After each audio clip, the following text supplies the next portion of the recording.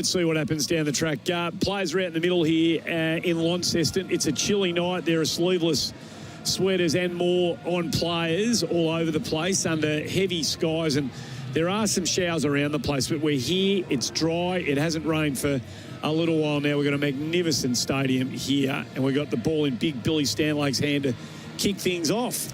Well, what about Nicholas Poran behind the stumps? He would have been in Dubai playing the IPL, probably, I don't know, 38 in the shade.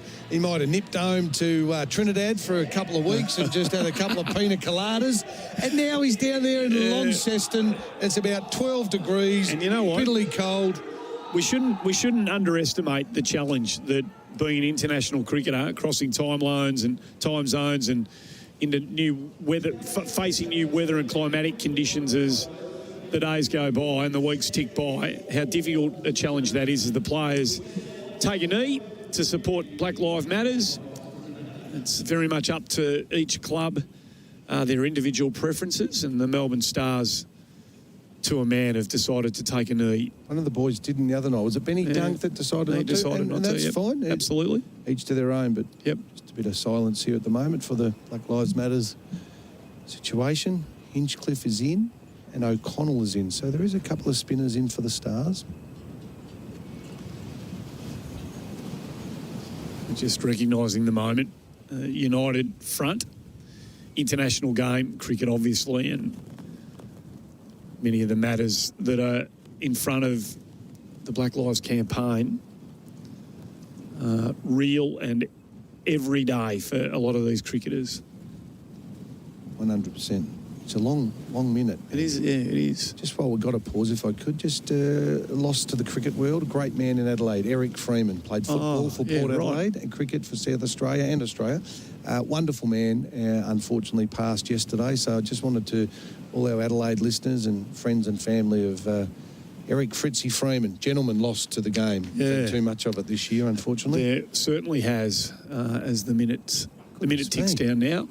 Andre Fletcher, interestingly, standing there, not only, kneeling, taking the one knee, but with the raised fist as well, the West Indian. The Spice Man. Yeah, he does need to find some form. There's always a bit of pressure and expectation on the internationals when they come over, and he needs to find a bit. So Inglis will be taking guard here. He's a prodigious talent. I'm interested, Andy, here to see if there is any early movement. Big Billy, he's obviously got the height and the pace. Does he get any movement in the air? It's a little bit of breeze around. When it's windy, it's not normally, and I've used your word there, Andy, windy, obviously. Thank you. You can have that. Yeah, you can have that. We haven't got that out the back. No, we don't need that. We don't need that. So Stanlake with the first ball. He tucks it down to fine leg. Does Inglis. And the first runs are on the board. And the Scorchers are off the mark with a couple. So, yeah, just offline first up, Big Billy Stanlake. And I know most bowlers don't like it when it's windy conditions, steaming into the breeze or running down when it upsets the rhythm a bit, Andy. Particularly a big, lanky, skinny bloke like Stanlake. He's obviously going to hit more of it, and he's a lean and tall individual. He will be affected by the breeze. Gets a bit of shape away to second ball, nicely bowled. We'll have to get our computers up. Looks like there's a bit of a scoreboard freeze. Yeah, there is a bit. Nothing's working. That pitch, we're just having a look at the pitch walk. It looks like a pretty even cover. There's no cracks to speak of. There's a couple of worn footmark areas. Just a little tinge of green on the top, Andy. Just a little tinge there to kiss the surface. So Stanlake to continue. Munro hits him on the thigh pad, backward a square, and they'll take the single. Interesting that slips, Andy, just for our listeners. There's two in place at the moment, which I like early on, but goodness me, there's like a second slip and a fourth slip. They had a massive gap between them, trying to cover more territory, but gee, they're leaving themselves open there. What's the theory behind that? I don't like it, but the theory is to cover more ground and, I'll cover left and right, I'll dive. But, gee, sometimes off Billy Stanlake, if the nick goes and it flies through, you hate it. I used to hate the floating slip. I'll go to second, and if it nicks between, Mate, have 2 slips, first and second. If you want another one, have a third. Yeah. But I never liked it. But at the moment, the Stars had employed it was a 1.5 and a 3, pretty much. Yep. The league by, of course, was from Inglis, and Stanlake hits him in line. Might have just pitched out. Yeah, I think outside. Leg stump, but the shout was committed from Stanlake as he struck Munro on the pad. So a little bit of movement early. Windy conditions down here at Launceston. The University Tas, is that what University of Tasmania. Thank you. They changed their names more than the wind swings around Tasmania, yes. but we'll stick with it for the time being. Used to be York Park back in the day. York Park and Belrive we used to call them in Tassie, didn't we? That's the one. Stanlake again strikes him mid-stern as Munro tries to take him through mid-wicket, beaten by pace. Yeah, he shaped a pull there. Little short, stocky left-hander Munro, and he's a dasher. But Stanlake was on him too quick, and that'll be a bruise that he'll have to wear tomorrow. All sorts of trouble with the old scoreboard at the moment. I'm not quite sure what's going on down there, but there's all sorts of technical issues. You reckon they get some of those University of Tasmania students in there to sort that out, wouldn't you? I was thinking the same thing. Thank you very Andy. much. Yeah, we're on. Final ball of the over. He gets hold of that. A little flick. High and strong over mid-wicket. A couple of bounces into the rope. Shot. Beautifully timed by Colin Munro. That's the end of the over. None for 7 on the board. It's never been more important to buy Australian than right now. Our local manufacturers and growers produce world-class products known for their quality, safety and reliability. All while generating local jobs, supporting our communities and helping Australian families now and into the future. So look for the trusted green and gold kangaroo logo. Buy Australian now. Visit australianmade.com.au. So lovely shot at the end of that over from Munro as he gets hold of Stanlake, who just dropped it a bit short. That's his go, Munro. As I said, little short bloke, square of the wicket, strong cutter, and likes to lift over the leg side. So Billy could probably be a fraction fuller to Colin Munro, the New Zealand left-hander. Now, it's going to be Nathan Coulter-Nile from the other end, Andy. So the 2 big quicks. Red hot first up with an unbelievable spell of bowling. He sends this one wide and Inglis goes fishing for it. Doesn't make contact through to the keeper. Well, it was there to go. It was full, it was wide, it was a half volley, to be perfectly honest, and just a little late tail on the end of the kookaburra. Just kept it inside the wide tram line to evade the wide delivery through to Pooran. Good bounce, so there is a bit of carry in the surface in these early stages. And Inglis has had a fly at it and didn't make any connection. Coulter-Nile 4 for 10 against the heat first up. Didn't play in the second game. Shapes this one back. It was almost a return catch to Coulter-Nile. It's just a hint of it being up-ish. Look at the replay here, Chuck. Very athletic Coulter-Nile. Bounced in front of him, but he is, for a fast bowler, he's one of the best fast bowling fielders going around. He's a real athletic type, Coulter-Nile, not only when he's in the outfield when he throws his body around, but off his own bowling. He's very flexible. He's a strong, powerful individual. He could be a valuable member in a couple of football codes around the place if he decided to take his skills to one of those games. He loses his run up there. Go back to the top of the mark. Up against his former mob, obviously, as well. Perth Scorchers, played in some title-winning teams over there for him. We're still having some troubles with the scoreboard too, by the way. The systems aren't working the way we need them to down here. And that's almost taken the outside edge. There was a little noise on the way past Inglis's outside edge. That's a good length, and it bumped over the shoulder of the bat. Inglis was sort of caught on the crease. He didn't get forward, didn't get back. It's the common mistake for batsmen in this format. They stay on the crease. You've got to be forward or back, and it was a very good length by Coulter-Nile. Inglis lucky he survived that one. That did pop, didn't it? It was a good bounce and carry through to the keeper. Quite sharp, Coulter-Nile. Easy, nice, easy action, but strong shoulders. Bowls to Inglis. Slashes at it, takes the thick edge down to third man, just the single.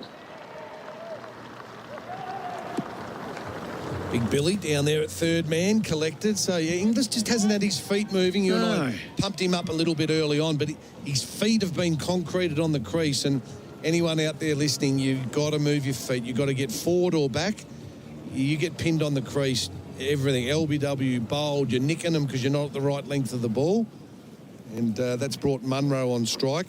Again, I'll repeat, Andy, he'll be looking for the ball into the wicket that he can lift up over the leg side. I'd like to get a shot of their field here to see if they've actually brought the fine leg up and had a man out just in front of square leg. That's certainly what I'd be doing for Colin Munro. They haven't. They've got the fine leg down there still. Seagulls circling, and just a hint of a drop of rain here in Launceston as he just pushes it wide and mid on through for the single. Perth none for 8 halfway through the second over. Munro 5. Inglis 3. Interesting, because they have got 2 spinners in the Melbourne Stars and sort of overcast, wind. Let's hope the wind does stay up, Andy. As long as there's wind, I suppose you're not going to get too much precipitation. They're rugged up, the locals, aren't they? It takes a fair bit for them to have a hoodie on in late December. Bowls to Inglis, who stands and delivers, punches it through point. Hint of an outside edge, but he opened the face and gets enough of it to get it to the boundary. Inglis moves to 7, the Scorchers none for 12.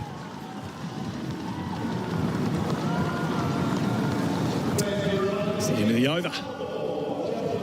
Hi, it's Doug the Tradie. If you're a tradie like me, you need the correct insurance. It's easy with IMAR. They offer competitive premiums, instant cover and no paperwork. Go online, get an instant quote and pay the premium, or call an expert now on 13IMAR. You'll be covered in a few simple steps and ready to get on with the job. Visit imar.com.au today or call 13IMAR and get a quote, get covered, get working. They're the tradies, mate. That's IMAR. Very impressive as I'm sitting alongside Darren Berry. I hadn't noticed this, but you've got the old scorebook going, which is very, very handy when we're having a few computer-related issues here at the moment. It means I'm a cricket nuffy, I think, that I've known. These are from the coaching days, from the still got the Adelaide Strikers colours on there. I like it. So I just printed a few off for you and I, Andy, just in case the scoreboard wasn't working. So I hope I'm right, but I've actually got none for 13. Both of the first 2 overs, the last ball of the over, have both gone for boundaries. So none for 13, we understand from, if my scorebook's correct, I think you're spot on, actually. Inglis 7, Munro 5, and that league bye as well. So Stanlake continues to Munro. They've got that little cluster of fielders from a whitish gully through to point. There's 3 of them there. They're clearly going to try and draw a false shot from Munro in that area, Chuck. Well, going back to what I was saying about him, he is a cutter. Most little short lefties are. He likes to cut and he likes to lift and pull over square legs. So they've certainly covered, they've put like a gully back on the ring. They've got 3 men catching in that vicinity. So anything that he dashes out outside off, there's men waiting for the catch. The line's important here for Billy Stanlake. So Munro on strike. Takes the pace off that one, just rolls his fingers over it. Stanlake, quick single. Munro moves to 6. The Scorchers none for 14 into the third over. I think there might have been a little slower roll of the fingers from Billy. You don't see a lot of change of pace from Billy Stanlake. I read an article that he had been working on a bit more variety because he was just relying on one-dimensional, my pace is everything, which is his lethal weapon, his bounce and his height and his pace. But he said that he had tried to, and I'm glad to hear it, in this format, if he's got a slower ball coming from 6'10" and you don't read it, that's a difficult ball to play. How many of you wonder what the average ball type would be in the bowler's bag of tricks at the moment in this form of the game? Stanlake just beats Inglis with pace, gives himself a bit of room, tries to crunch him through point, maybe up and over and misses. But how many different variations most medium paces and quicks need to have these days? Andrew Ty's got about 13, I reckon, with all these different varieties. But it's not negotiable for me in the Big Bash that you must be able to hit your Yorker, and not enough can. They miss. We don't see a lot of it, no. Not enough. And not just your Yorker at the stumps, you've also got to be able to hit the tramline Yorker so you can set a field for that. Okay, we'll get back to these. Inglis on strike. Stanlake into his second over. Drops it in short again. It's up in the air. He hasn't got all of it. Fielders catching it, and he's a magnificent catch. Hilton getting back with a ball was Hilton Cartwright, judged it perfectly, and the first wicket falls. Inglis gone for 7.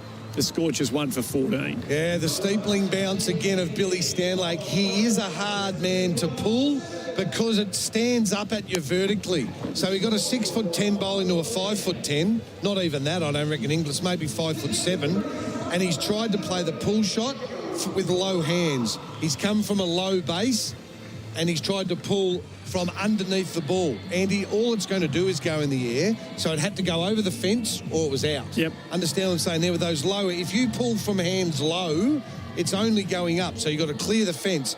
The steepling bounce of Billy Stanlake makes it hard to control. Top edge, good catch by Cartwright. So Inglis gone for 70. Again, like he did first time, we haven't seen much of him in BBL 10 in either of his innings, but he just looks a bit stuck at the moment. He's such a free-flowing batter that it seems to come pretty easily to him, but he's gone for 7 off 10 here, and again, they lose a big wicket early. That brings Joe Clark to the crease. So Inglis gone, 1 for 14. 2 balls remaining in the third over. Munro on 6. Stanlake on fire. And there it almost draws that flashing uppish cut shot. Fletcher was the fielder in the way.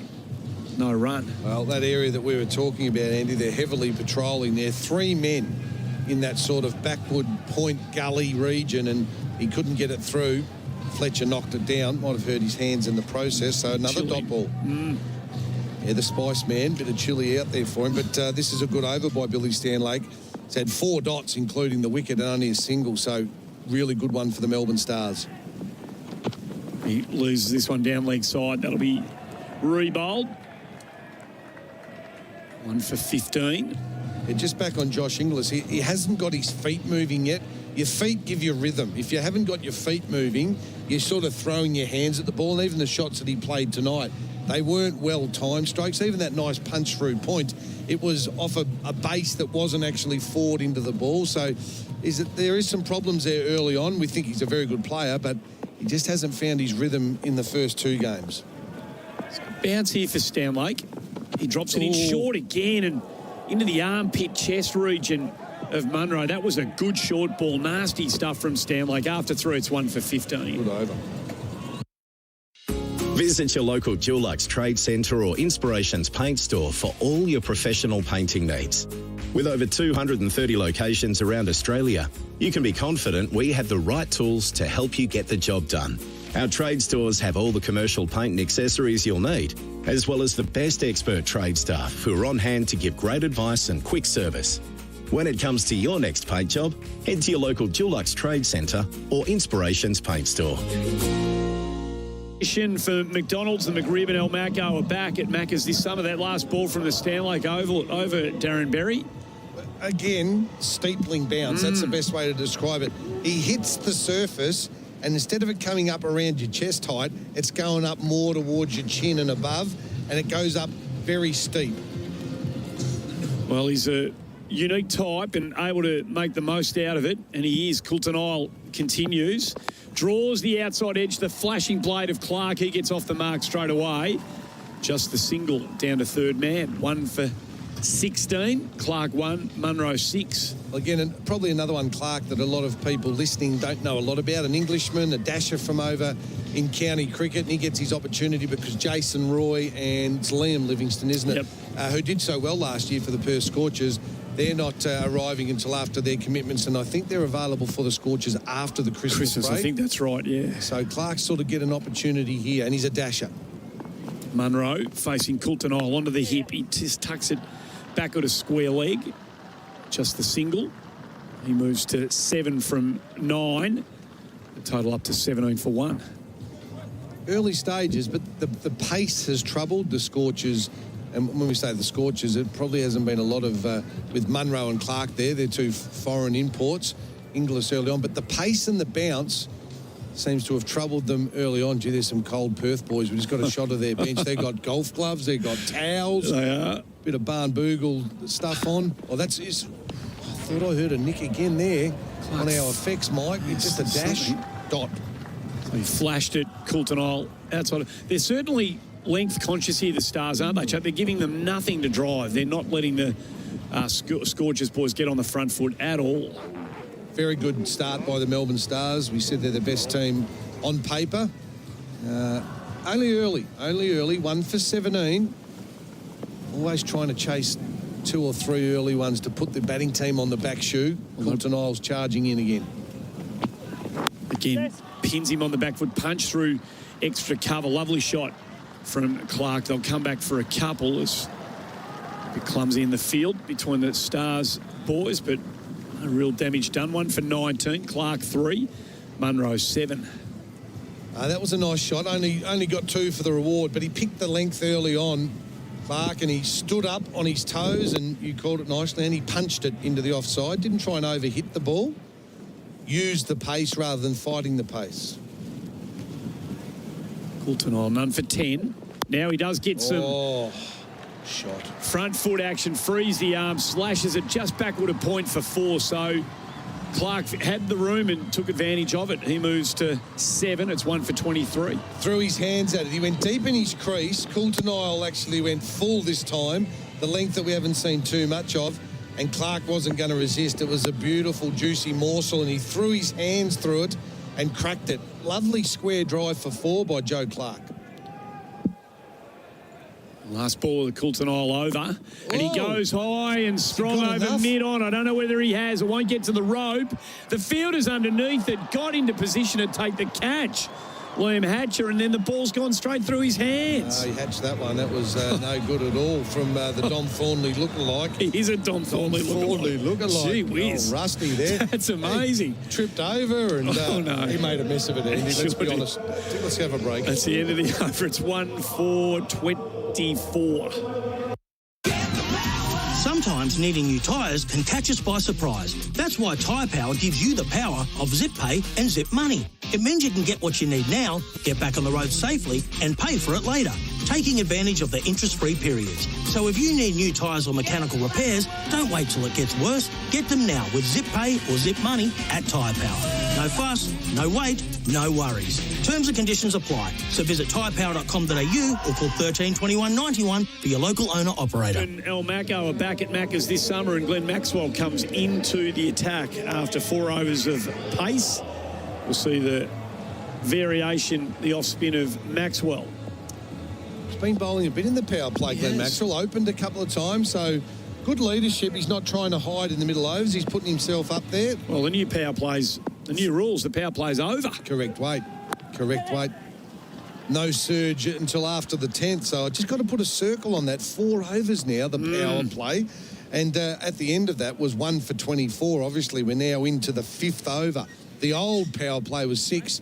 Now it's 4 if you haven't caught on. And then the batting team at any stage after 10, Andy, can call a 2-over power surge. Might be after. Is it after 10 or after 11? I think it might be after 11. Is it after 11? I think it's after 11. I think after 10. I think the Bash Boost exists to 10 overs. That's the one. I think I'm right in saying that. Surge is after 11. I believe so. You would know better. You've been on the television box. I'm not a rules guy. What did we get off that first ball? Just a single. Can you concentrate, because we're still having issues with the score machine. I think it's a computer, we call them these days. We've still got some issues. So I think we're up to 1 for 26. Yep, that's what I've got. Thank God 2 for singles that. on my little... It's the first time I've done one on radio. We've got no scoreboards anywhere here, so we're right back in the olden days with Chuck and his black lead pencil, red for boundaries, blue for dots. That's it. Magnificent stuff. There's a real art to scoring, wasn't there, back in the day, as Munro picks up another single. The great scorers were a thing of beauty, their scorebooks at the end of a day. They took a lot of pride in them as well.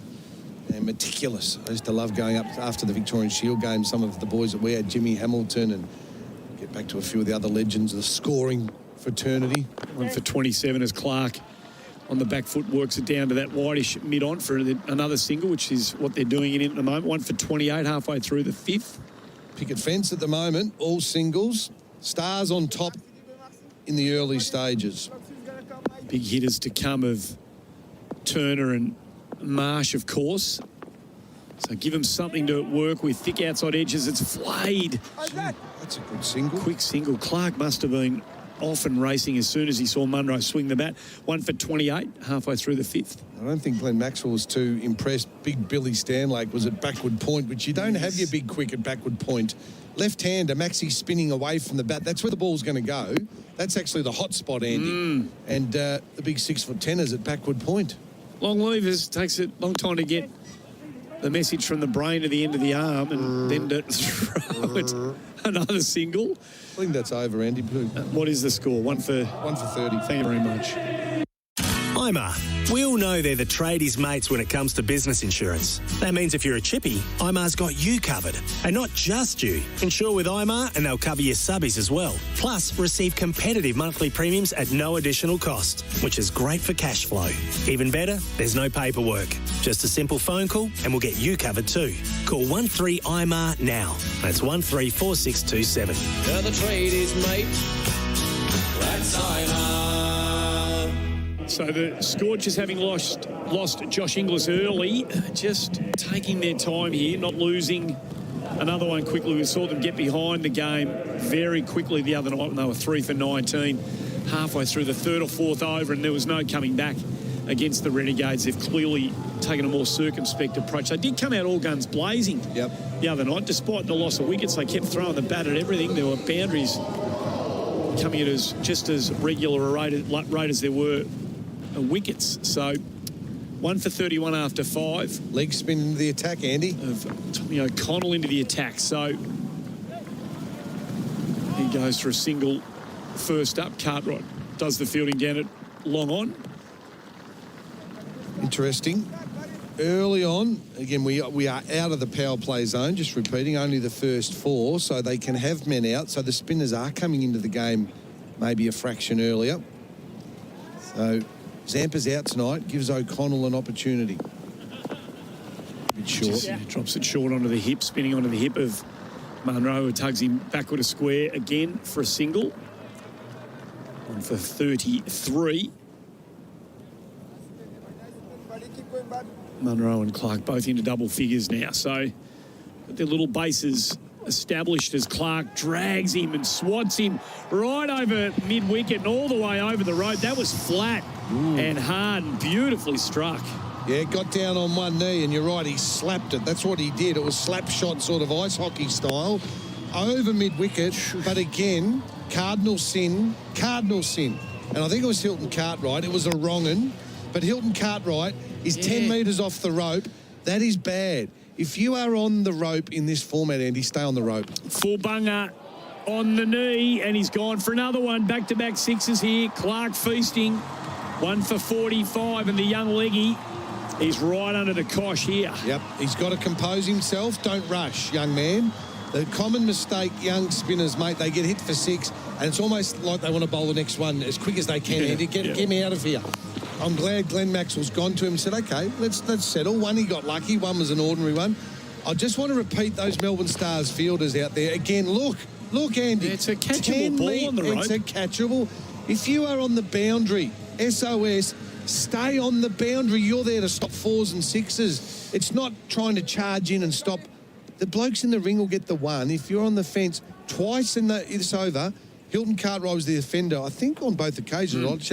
And they were 10 metres in. Stay on the rope. So O'Connell gets a better result on this occasion. Pitches it nicely, just goes for the single to Cartwright. 1 for 46. Clark moves to 20. Munro on 11.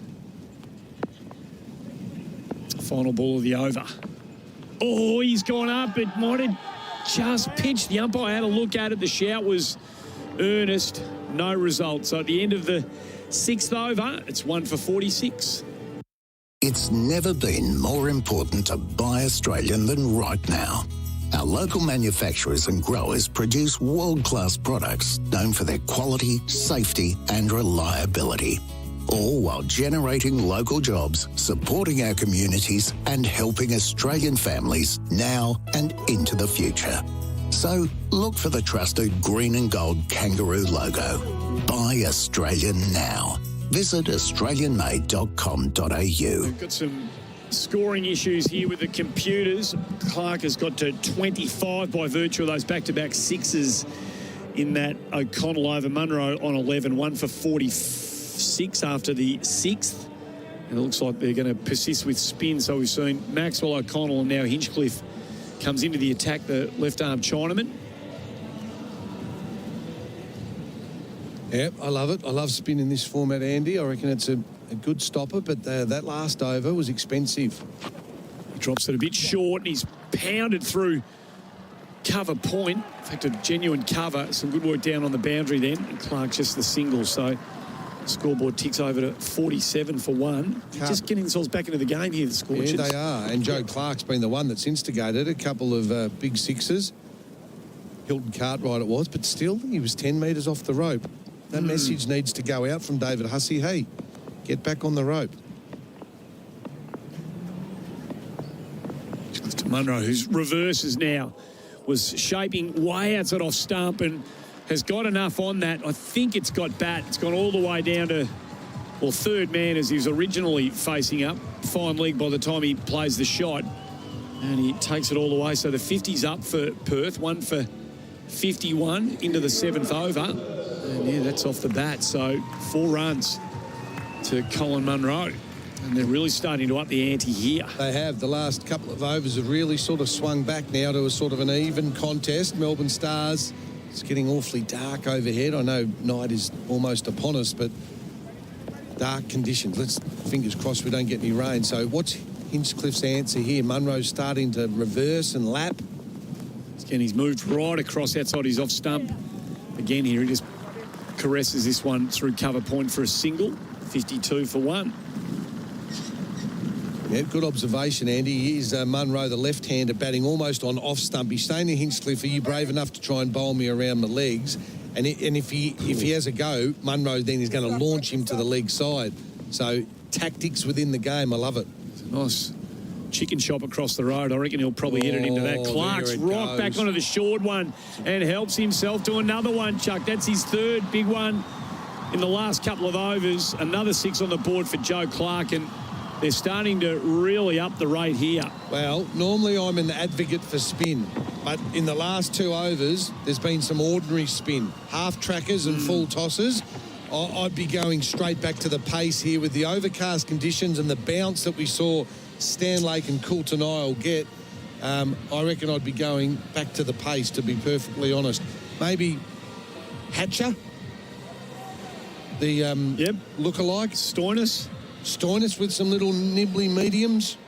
What else have we got? They're Cartwright bowls. They can bowl a bit, yeah. They're slow mediums, those ones.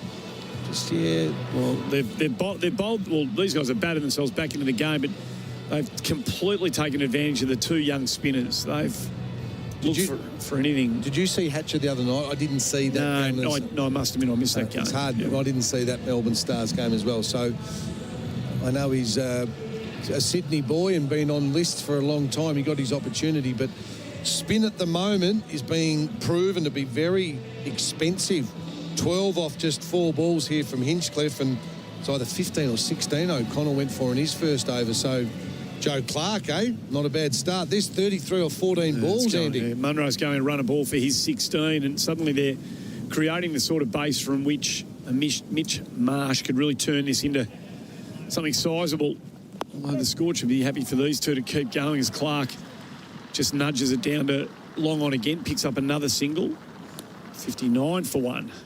So Connell, as Hinchcliffe, has got one to come in his first over. 13 runs from it. Chilly night down here in Launceston.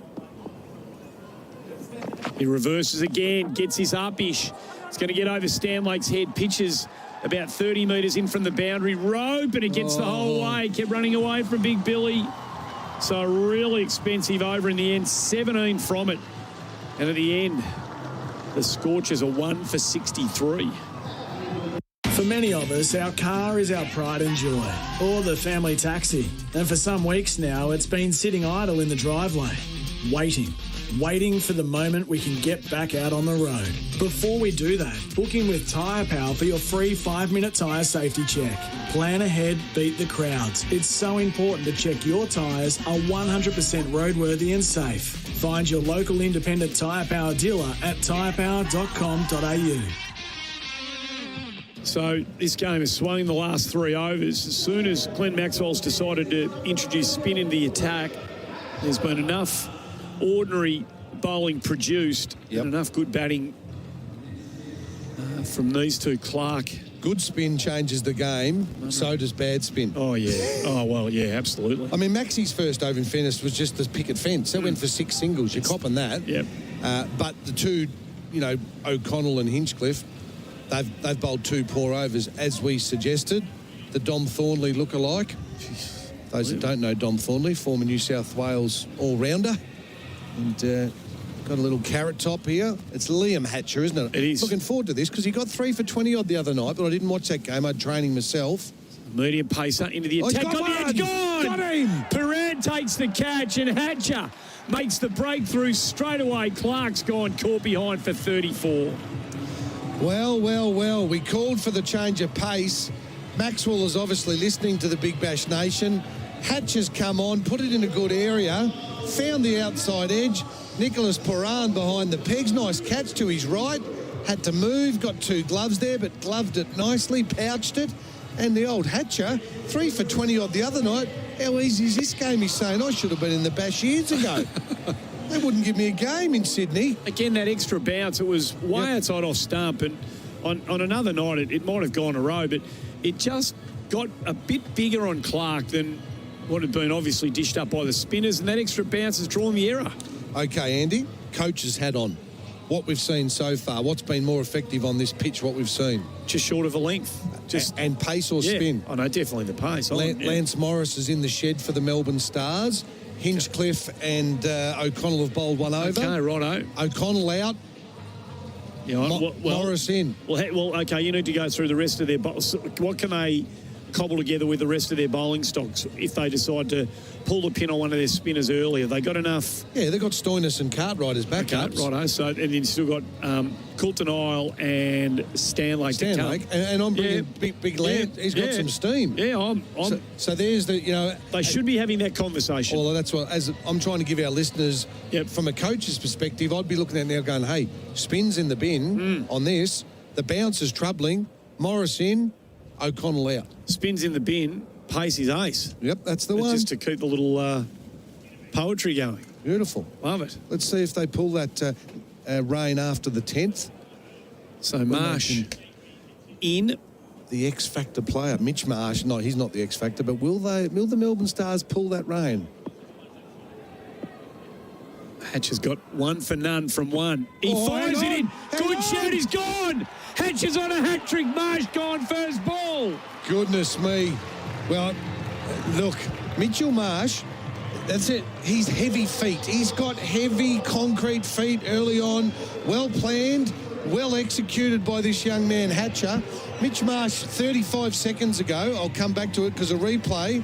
Was it angling down leg, Andy? It was angling down? It was heading that way, Chuck. But it was full, wasn't it? It struck him right on the popping crease. And it was very full. As a good shout. Now, Andy, I didn't watch the game, but I can tell you, Hatcher's first game, he was on a hat-trick. He was, and he didn't get it. Oh. He's on a hat-trick again here. Extraordinary circumstances. Mitchell Marsh had his feet in concrete. I'll tell you what he also had before he come into bat, Mitch Marsh. Sitting there with the rug. Yeah, the towel over the shoulders. He had the little nana rug on his lap. Yep. All of a sudden, he's out there in the chill. Yep. Bang, first ball, on the legs. Now, go and have a hot shower. Now he's facing the Hatcher job as we see the... Oh, is it missing ball leg? Tracking. It was missing leg. So ball tracking showing us that it would have just clipped the 4th stump had it been in. So no DRS? Nope. No.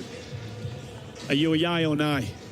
I hate the DRS. Yeah. I hate it with a passion. Yeah. But when I see that, because before we saw that, I said to you, that might have been sliding down. Yeah, it did. That's the one that it is there for. But, I'm not a big fan of the DRS. So, Hatcher. Hat-trick. On a hat-trick. Come on, the Hatch. Turner on strike. Oh. Way down leg side. What an anticlimax. Will be rebowled again. Unfortunately, the hat-trick's gone. The hat-trick possibilities. Well, two games. He's been on a hat-trick twice, Liam Hatcher. Beautiful delivery that got rid of Joe Clark, found the outside edge. Mitch Marsh, he hit him full concrete feet, Mitch Marsh. It's been a big criticism throughout his career. In fairness to Mitch Marsh, it was missing leg stump, no DRS, and the Hatchers hatched the hat-trick ball. It's on the money there. It was a Hatcher job. It was. Of the hat-trick ball. I'll stop the puns now. Yep. 3 for 64 halfway through the 8th. Ashton Turner. So it's a big play now. This is what I love about the T20, Andy. Melbourne Stars are on top. Oh, yeah. Two overs, Perth Scorchers grab the ascendancy. We're going, ooh, this is going to be good. Yep. 2 balls, bang, bang, and you've taken off the in-form bat and their gun is gone for a golden gozzer. Hatcher again, down leg side once more. Interesting. Rebowled again. He's getting up to 141 kilometres an hour. He doesn't look that quick through the air, does he? But the radar, does the radar lie? Well, you're talking to yourself? No. I'm never sure what there are. Sometimes you see the ball through the air and you go 143. That didn't look like a 143 delivery, but no, that's the number. Wicket, wide dot wicket. Interesting wide. Sorry, yeah.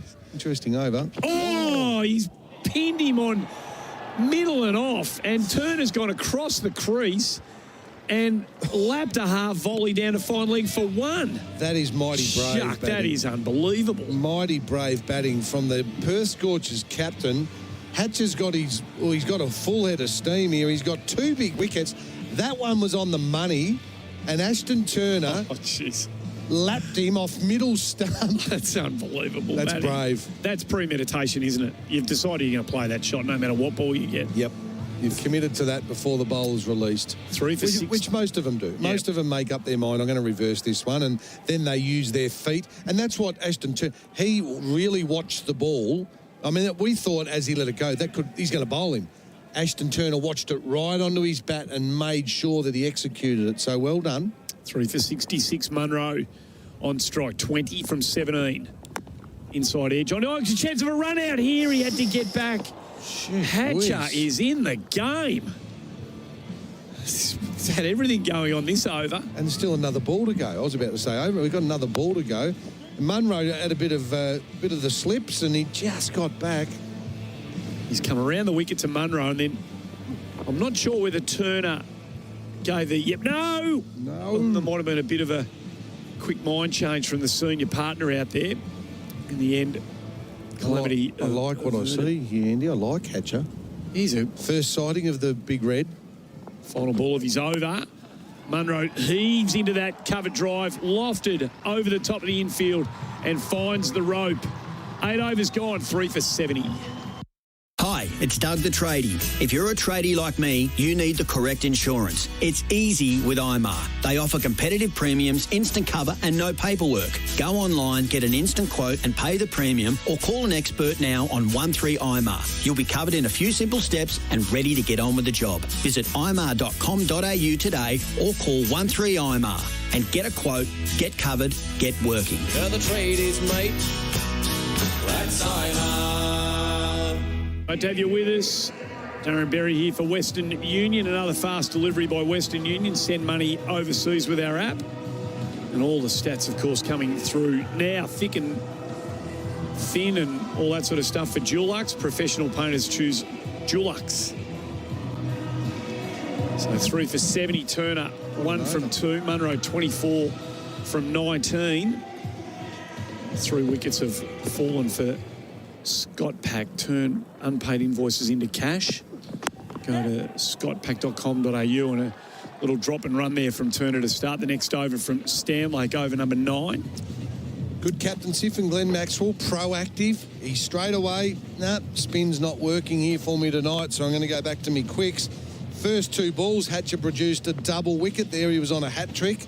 Unfortunately, it was an over full of interest. Wides, wickets, boundaries, it had the lot. And now Billy Stanlake. I won't be at all surprised if we don't see Lance Morris injected into the game and young O'Connell out of the game after the 10th over. Let's see if that happens. Stanlake comes in. Munro lifts him over mid-off and The ball bounces away. O'Connell does some good work as he tracks it down, keeps it inside the bollards and cuts it down to 2. So saves a couple of runs there, the young leggy. Munro 26 from 20, Turner 2 from 3. 3 for 73, the Scorchers. I wonder if that young man that we're just speaking about, O'Connell, who's chased it in the boundary, fielded it well. Unfortunately, his over went for 15 or 16 from memory. Is he thinking like I'm thinking? Am I about to get the coat hanger? Out you come. Went for 17. 17, did it? Nicely worked. Backward of point. I'll think about 2. Fletcher onto it, and they'll come back comfortably. Munro moves to 28. Turner 2, 3 for 75. Just getting a shot of boundary line there, and old Billy Idle. He's got Marcus Stoinis' jacket on from last night. That was a bit of discussion last night with the Stoin and corduroy jacket. Not sure the boy from the Morwell Tigers is wearing it as well as Stoinis, to be honest. Shot. Oh, that's beautifully put away. Swiveled and hits a massive 6 over backward square, does Munro. That's his go. She seized onto that quickly, Chuck. Munro moves to 34, 3 for 81. Pull and cut, that's his go. It was a cross-seamer from Billy. It did get the vertical bounce, but Munro swiveled. You called it nicely. He just swiveled the hips and helped it on its way. Didn't try and overhit it, did he, Andy? No, not at all. Geez, it went the distance, though. Smacked into the corporate boxes. I reckon there's too many up there tonight, but that's a lovely shot. So this game is just twisting. It's twisting. Munro again faces Stanlake, beats the outside edge. Miss me. No, Nick. 1 to come, 3 for 81. Yeah, Mitch Marsh, that's a big blow. First ball, dark LBW, Hatcher. And he was on a hat-trick again. 2 times in his first 2 games for the Melbourne Stars. He's been on a hat-trick. Colin Munro's crucial now. He's 34 off 23. He'll keep playing this way, but he needs to do some batting. He can't throw his wicket away now because it'll drop the Scorchers in it. He needs to be there at the 15th, Colin Munro. He just, again, waits for the short ball outside off stump and just guides it backward of that backward gully and ends the over with a single. Munro moves to 35, 3 for 82 after 9. If you love racing, you'll love SEN Track. Start your day with us, Ian Healy and Pat Welsh, and catch up on all the latest in chasing, pacing and racing. Join us on SEN Track Ingham 96.1 FM, Atherton 99.1 FM, and the all-new Gold Coast 1620 AM, and Brisbane 1053 AM. It's the new sound of chasing, pacing and racing. Join in all the fun on SEN Track. SEN Track. Also available on the SEN app. Hatcher will continue. Picked up 2 wickets in his first over. Rookie of the night. He's going to be hard to go past at this early stage for MEGT, your local apprenticeship experts. Bowls to Munro. Drifts onto the pads. Munro hits that beautifully through wideish mid-wicket. Get on the fence. Timing was superb. That was a good shot. Really well timed. Off his legs. Hatcher got a bit of pace, and Munro used the pace. If David Hussey doesn't get a message out to his men, this is dumb, really dumb fielding. Spice Man, he's out there. He's not there to stop singles, Spice. Old Spice, get on the road, please. Come on. There's something going on every time Hatcher gets the ball in hand. There is not a dull moment going on here. He's gone around the wicket to the left-handed Munro. Nice innings now building for Munro, 39 from 25. What's Hatcher's response? 3 for 86. Staying around the wicket. 10th over. Third man deep point on the offside and 3 in the ring. Munro just collects his thoughts here. Field adjustment. The man out of deep squares coming more towards a mid-wicket region. So there is a gap over square if he drops short.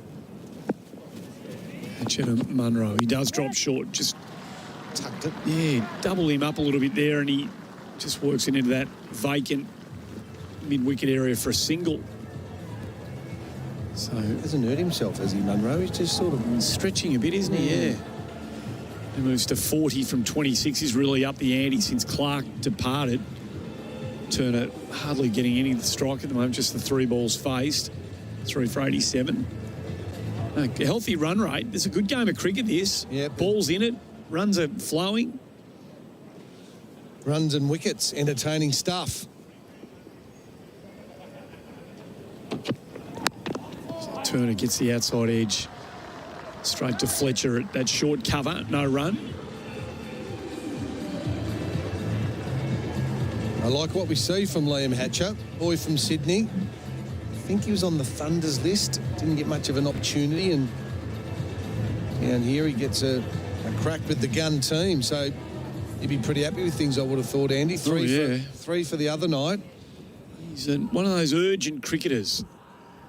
It's like he wants to take the game on as he doubles up.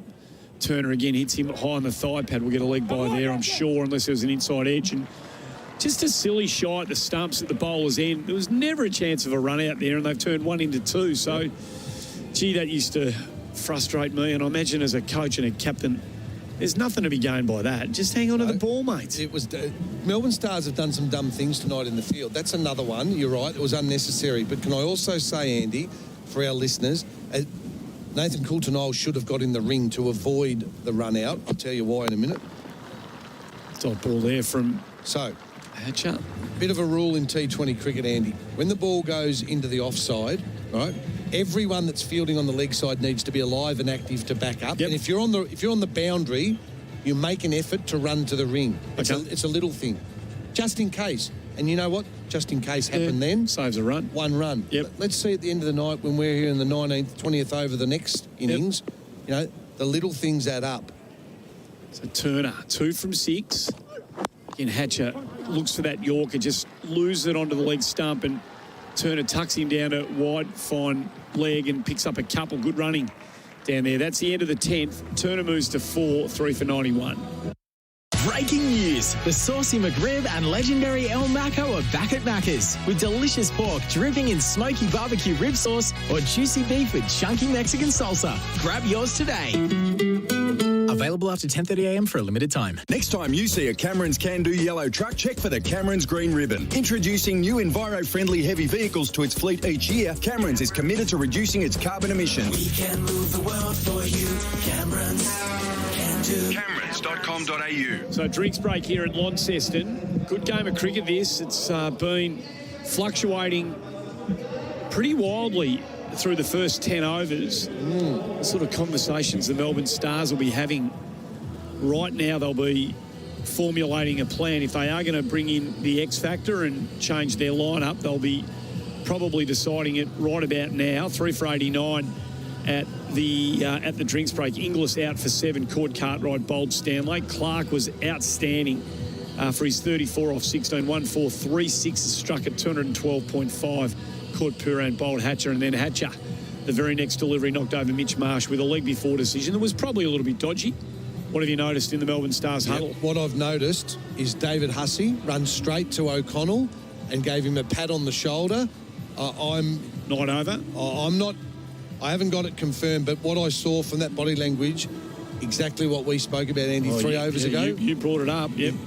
It's happening because O'Connell's head went down and Hussey went to him. So I think you'll see here.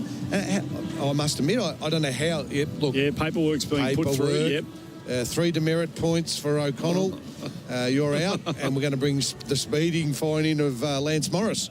There it is. You can see it happening there. So there you go. Well spotted by you. And that's the sort of thinking that needs to take place. Be light on your feet, prepared to make a call if you have read it one way and it's clearly not proving to be that when you get out there. Well done to you, Darren Berry, and the Melbourne Stars have, in fact, Ben Dunk's come onto the field. What? Ben Dunk has been activated. Well, this is not what we thought. That's not what we were thinking. He's not a closet 135-kilometre-hour medium pacer, is he, by any chance? Surely that can't be right. He's not. They've taken a bowler out and injected a batsman. They've got enough batting. I need to get confirmation. You sure he hasn't come on as a fielder for someone else? Perhaps. Well, Ben Dunk's out there, so let's see. We'll just wait and see whether there's any other I'd be shocked if that's the change. I'll be staggered if that's the.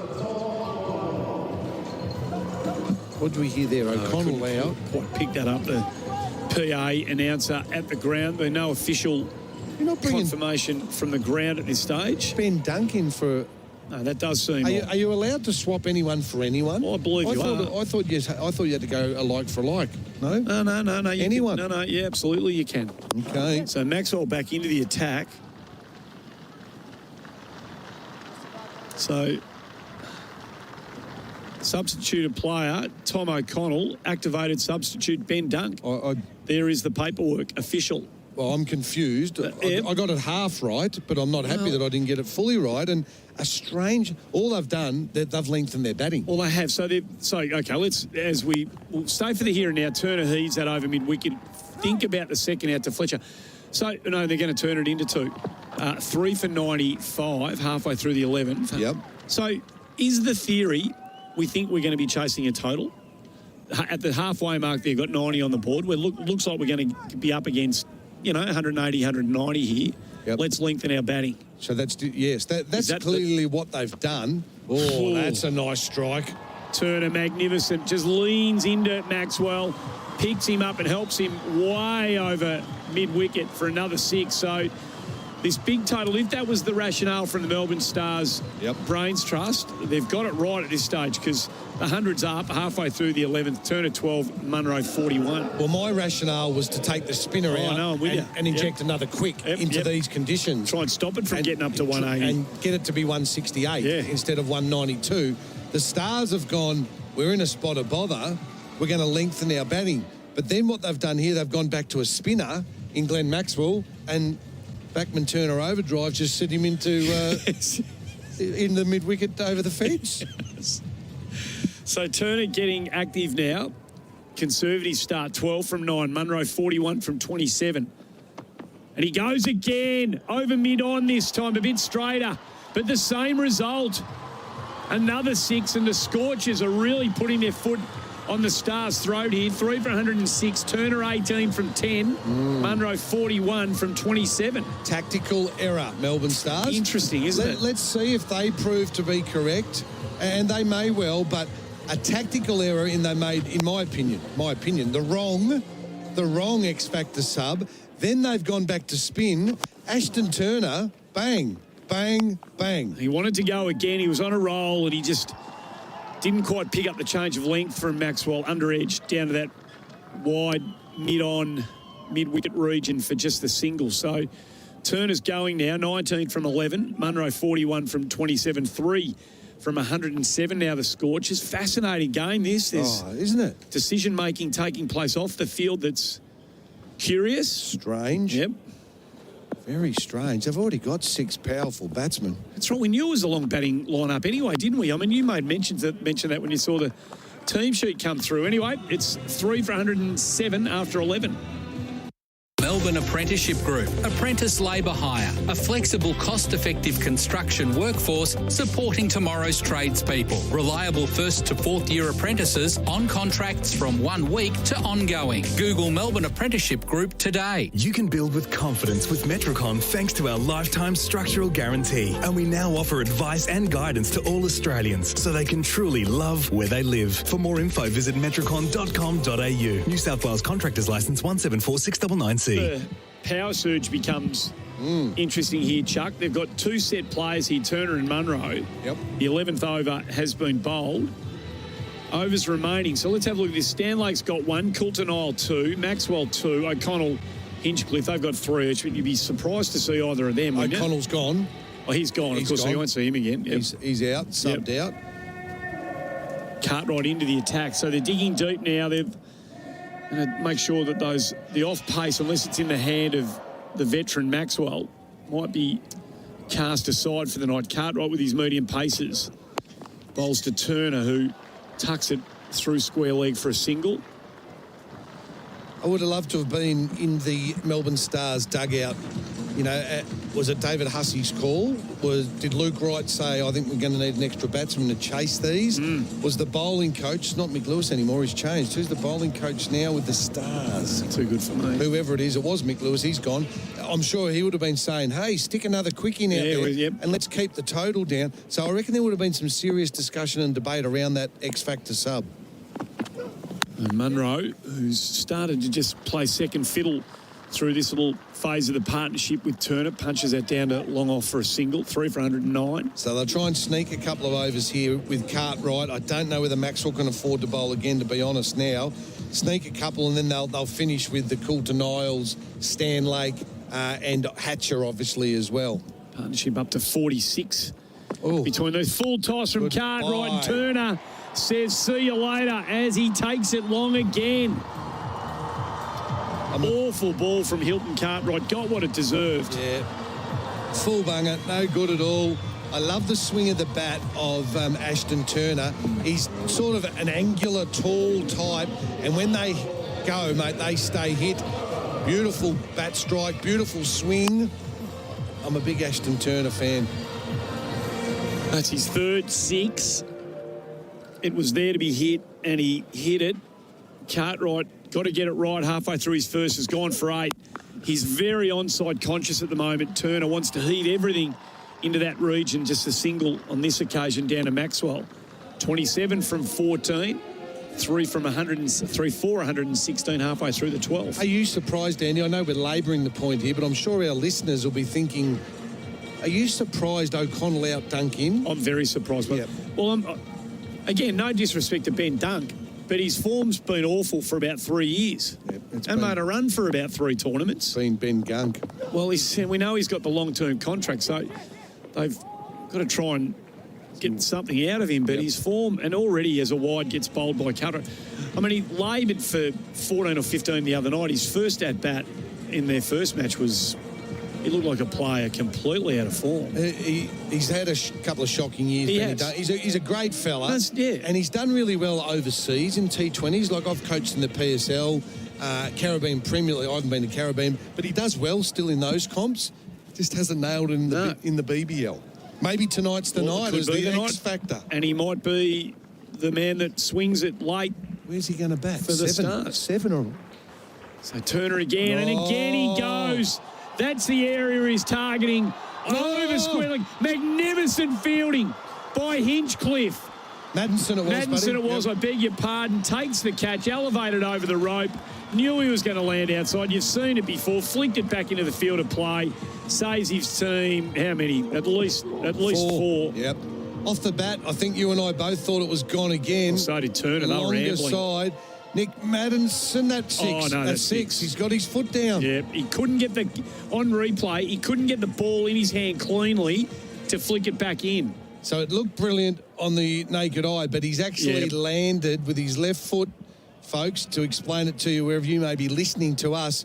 He's one of those ones over the boundary, but he landed before he released the ball, so that will be a 6. He just couldn't get the ball. He took the catch, but then the ball just sort of half bobbled in his hand and he couldn't get it cleanly in the hand to flick it back into the field of play before his foot landed. So another one for Turner and another one for Turner as Cartwright drops it short on leg stump.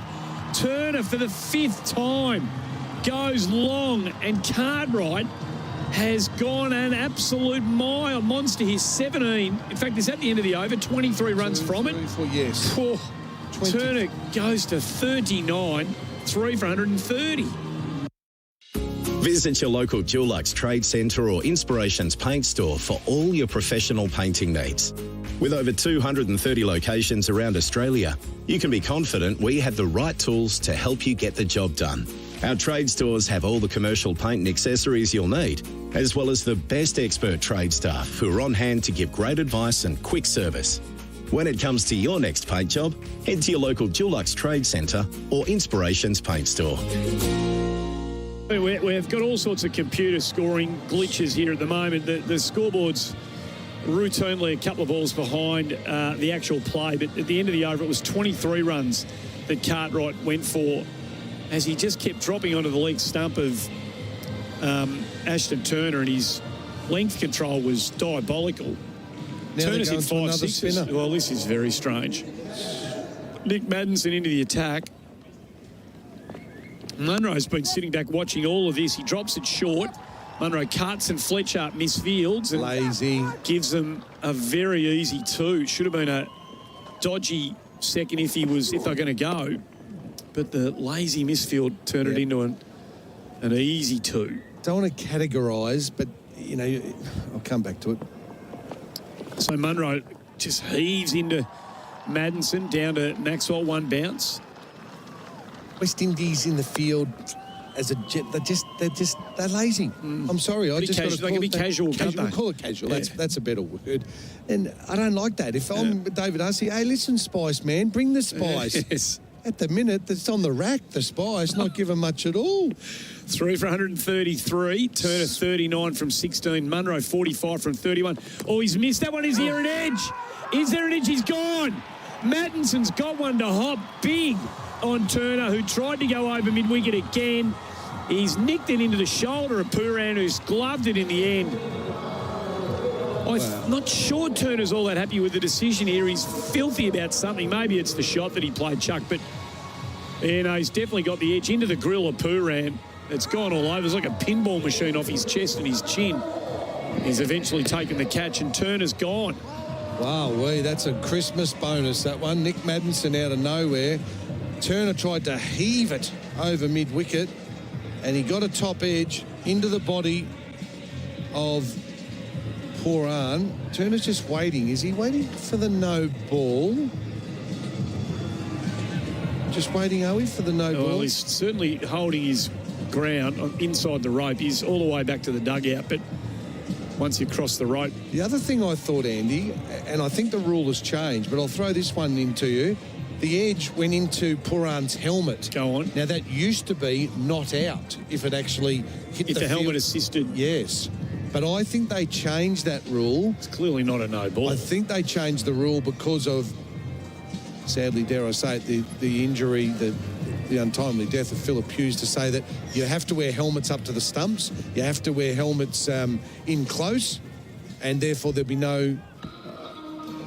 It went up into his grill. Grill, yeah. The bottom of the grill, chin area. Now, that used to be not out if the helmet assisted. Now, I was unaware of that, so that's interesting, even when the helmet's on the head of the player. They're still waiting here, though. What are they still waiting for? Well, they shouldn't. Bancroft's out there taking guard at the moment, so I think it's in the book.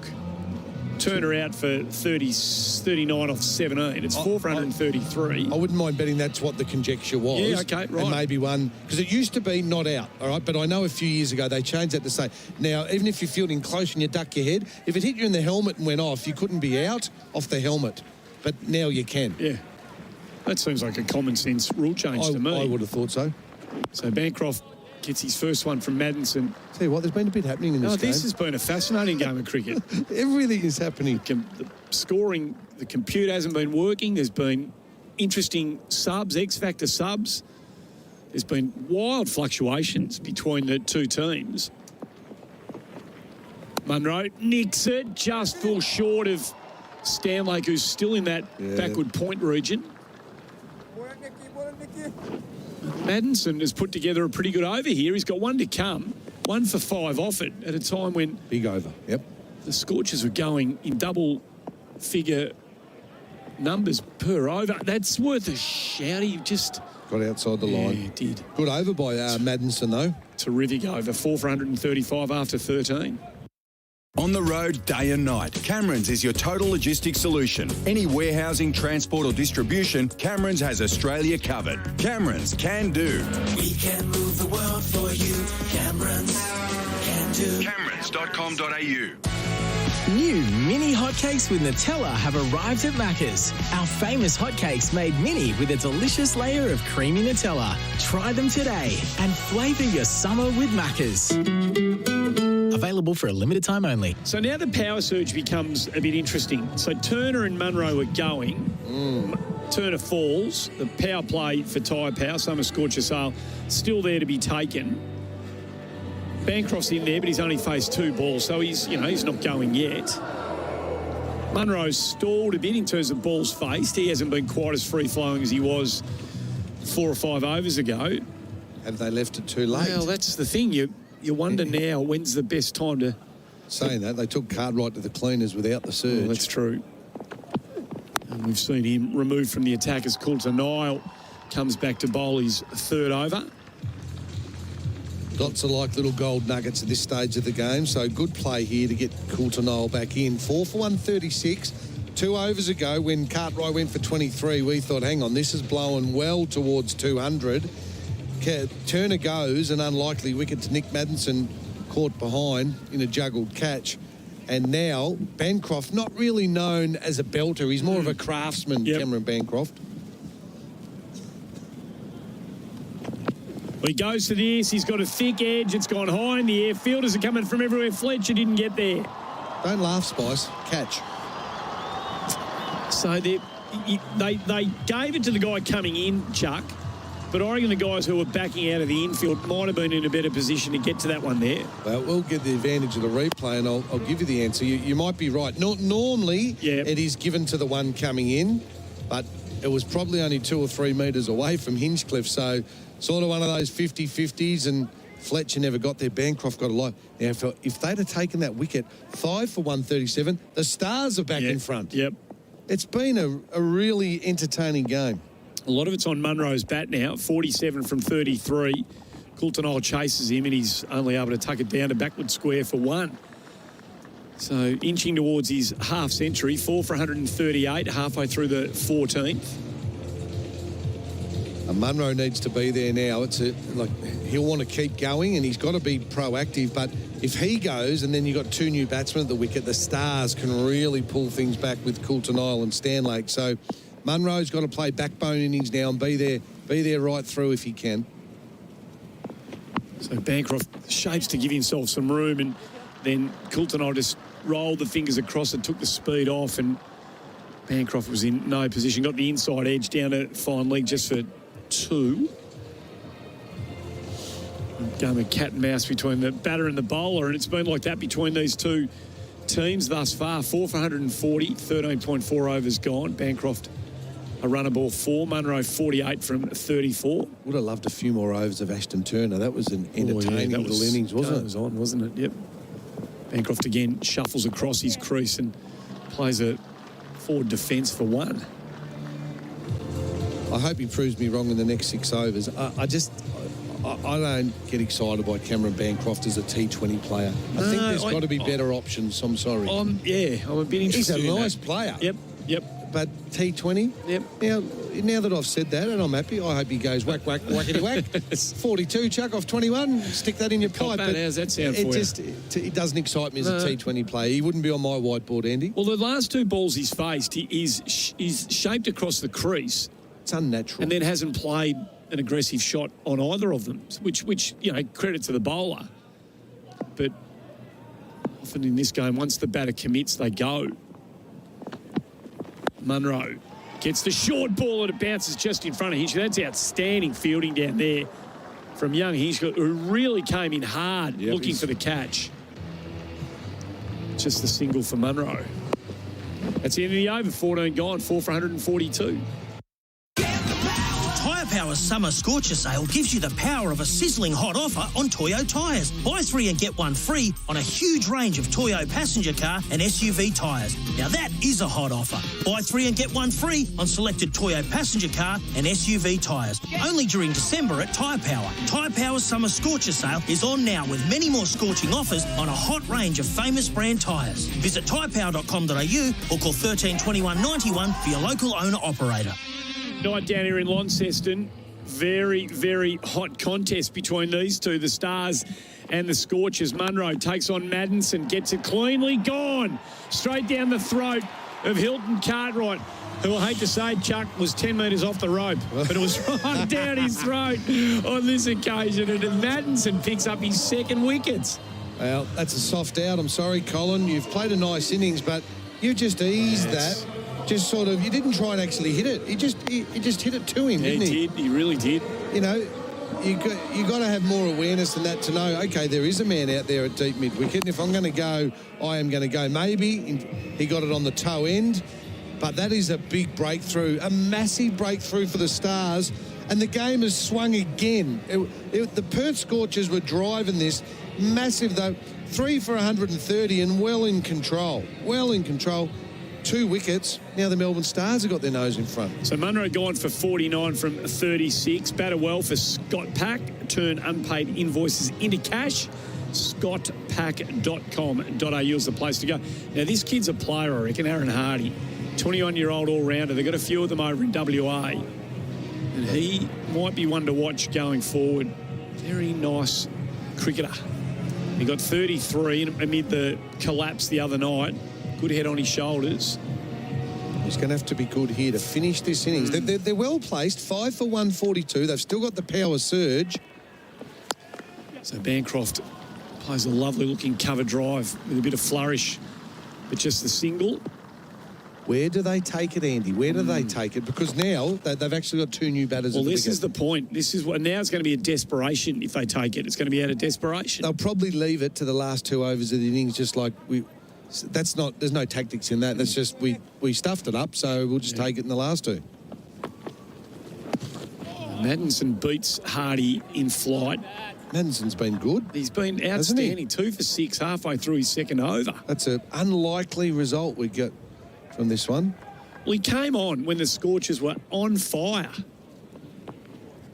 He beats Hardy again, who just sat on the back foot and tried to just work him through square leg and has just missed it. So 2 dot balls at a time when they can't be chewing up a bowler like Nick Maddinson, with all due respect. Yep. Oh, there's a chance of a run out here. It was a drop and go from Hardy to point, and he had to go. Makes it comfortable enough in the end. 5 for 144, last ball of Maddinson's second over. Bancroft 6 off 6, drops it in short. Just a single again out to deep mid-wicket. So the fire's gone out of the furnace temporarily. 5 for 145 after 15. That Pope gonna ward around. That Pope gonna ward around. That Pope gonna ward around. And that's how your garden grows. Pope Garden Watering Systems, available at Bunnings Warehouse. You can build with confidence with Metricon thanks to our lifetime structural guarantee. And we now offer advice and guidance to all Australians so they can truly love where they live. For more info, visit metricon.com.au. New South Wales Contractors Licence 174699C. So mid-pitch conference at the change of overs there, and I'm sure the conversation was, right, one of us has got to go here. Richardson, Ty, Paris, Ahmed still to come. Richardson and Ty can both hit. Ty was in good hitting form the other night. As your man Hatcher comes back into the attack, and Bancroft just doesn't time a pull shot at all well, picks up a single, but not enough happening with the bat at the moment, Chuck. No, they've stalled, and well done to Nick Maddinson, who's come on with 2 of his sort of left-arm orthodox overs, and he's got 2 massive wickets. Massive wickets. Ashton Turner and Colin Munro. Oh, God. Game changers. Yeah, that's absolutely. So now Bancroft and Hardy going to have to do some work for the Scorchers here against Hatcher. Hardy on strike. Elegantly pulls him through mid-square leg, but just for the single. So the boundaries have dried up. 5 for 147. Bancroft 8, Hardy 2. Hatcher 2 balls into his third over. 2 for 16. Hatcher and Maddinson. As the light rain continues to fall here. A little bit of rain, go away. I'll be thrilled with the contribution from those 2 bowlers as Bancroft charges Hatcher, but can't time it through the offside, just a single. 5 for 148. Really interesting one now. Like we talked the tactics of the Stars before. We didn't agree with what they did. We'll see at the end of the game whether it was right or wrong. I'm sure Perth would be talking in their dugout. Adam Voges, experienced captain. Do we take it the next over? Do we take it whilst these 2 are there? Batsmen, well, you don't want to take it with Fawad Ahmed at the wicket. No. Really, no. With all due respects. So do we take it? Or do we just sort of sit in our hands and wait? Hardy on strike. Gets a full toss outside of stump. Can't beat the field. The Stoin. Read it off the bat beautifully. Timed the leap. No run. We're going nowhere at the moment. The last 3 overs, after Maxwell went for 16 and Cartwright 23 after the tactical play. And we thought, wow, what a stuff-up. Since then, 5, 6, 3 have been the overs. It's swung big time. It's quite extraordinary. Hardy. Does he lose his head? 2 for 5, hit on the pad, too high. And the leg by will be signalled. So they can't find the middle of the bat. They can't find the rope. at a time when they'd like to be flowing here, 5 for 149. I'm disappointed in Colin Munro. If I'm Adam Vo just sitting there, the difference here between sort of, they'd probably get 170, 180, but they could have got to 200. Oh, yeah. 190, 200 was right on the cards. 4 overs ago, it looked every bit like it was going to be that sort of... In fact, the Stars were forecasting that within their own dugout. That's hence the decision to bring Ben Duncan into the game, yeah. Nick Maddinson, an unlikely twist in the game. Hatcher to Bancroft, who goes to ramp, misses everything. Can't beat Paran, and it's another dot ball. 16 overs gone, 5 for 149. Hey, it's Matt McKeldin. And I'm Steve Johnson. And we're the hosts of The Driver's Seat, Australia's #1 motorsport radio show. Each week we go through all the big news stories and chat to some of the biggest names in supercars. Here with Mark Winterbottom. We're pumped, ready to go. Davey Reynolds here. We've got a Sonic the Hedgehog phone cover. It's mad, eh? Jamie Whincup, welcome back to The Driver's Seat. Feels good to be back. Plus you can catch up and get all the exclusive interviews first on the Driver's Seat app. Get radio's #1 motorsport show on your smartphone. Thanks to Kubota, building Australia. So under heavy skies here in Launceston, the seagulls are around. That's generally not a very good sign, the locals tell me. In terms of rain, Chuck, that is. Yep. Or if you put your chips down to go for a wander. Yep, then you're in trouble. These two now are battering themselves into a bit of a hole here. So we're going to have the... Are we having... the power surge is being signalled. So the 17th over, and Bancroft and Hardy, neither of them have even looked like getting going here. Bancroft 9 from 10, Hardy 2 from 6. It's in their hands against Big Billy Stanlake, who's been a real handful early, 1 for 20 from his 3. Well, good luck, lads. This is going to be fun to watch. This could be interesting. But look, advice here from coach's hat on, don't try and overhit Billy Stanlake because his pace and his bounce, use his pace. Chance of a run out here. Puran misses with the throw glove on. Scamper through for a single. So, was that a leg by? Yeah, I think it might have flicked the pad on the way through. A little leg by there. The Stars have gone back to their main strike bowler in the power surge, rightly so, and I won't be surprised if Coulter Nile doesn't bowl the next one. Or Hatcher could, I suppose. He just bowled a good over. But cricket shots, try and get through the field. If he gets into the wicket, I reckon Bancroft might actually try and smack him over the offside with only 2 men out. Hey, what's he got here, Cam Bancroft? He tries to give himself some room. That's a beautiful shot. He drew the half volley in the end from Stanlake. Lovely cover drive. Brilliant work from Maxwell. Does it hit the rope? I think it may have. I'm not sure. I'm saying no. So Maxi's of the view that I'll let the replay tell me the story. He wouldn't have been able to see it, whether it hit the rope or not. It was a brilliant chase from the skipper. That is a great chase. That is leadership right there. Look at him. He just didn't give up on it. Got it inches inside. He flicked it back. Does it hit the rope, Andy? No. Oh, that's brilliant, Maxwell. That is inspirational stuff. Is. Yep. And again, in these matches, Andy, my little saying, the little things are the big things. Well, that's just saved a run. I think it's going to be tight, isn't it? Just saved a run. So brilliant work from Maxwell.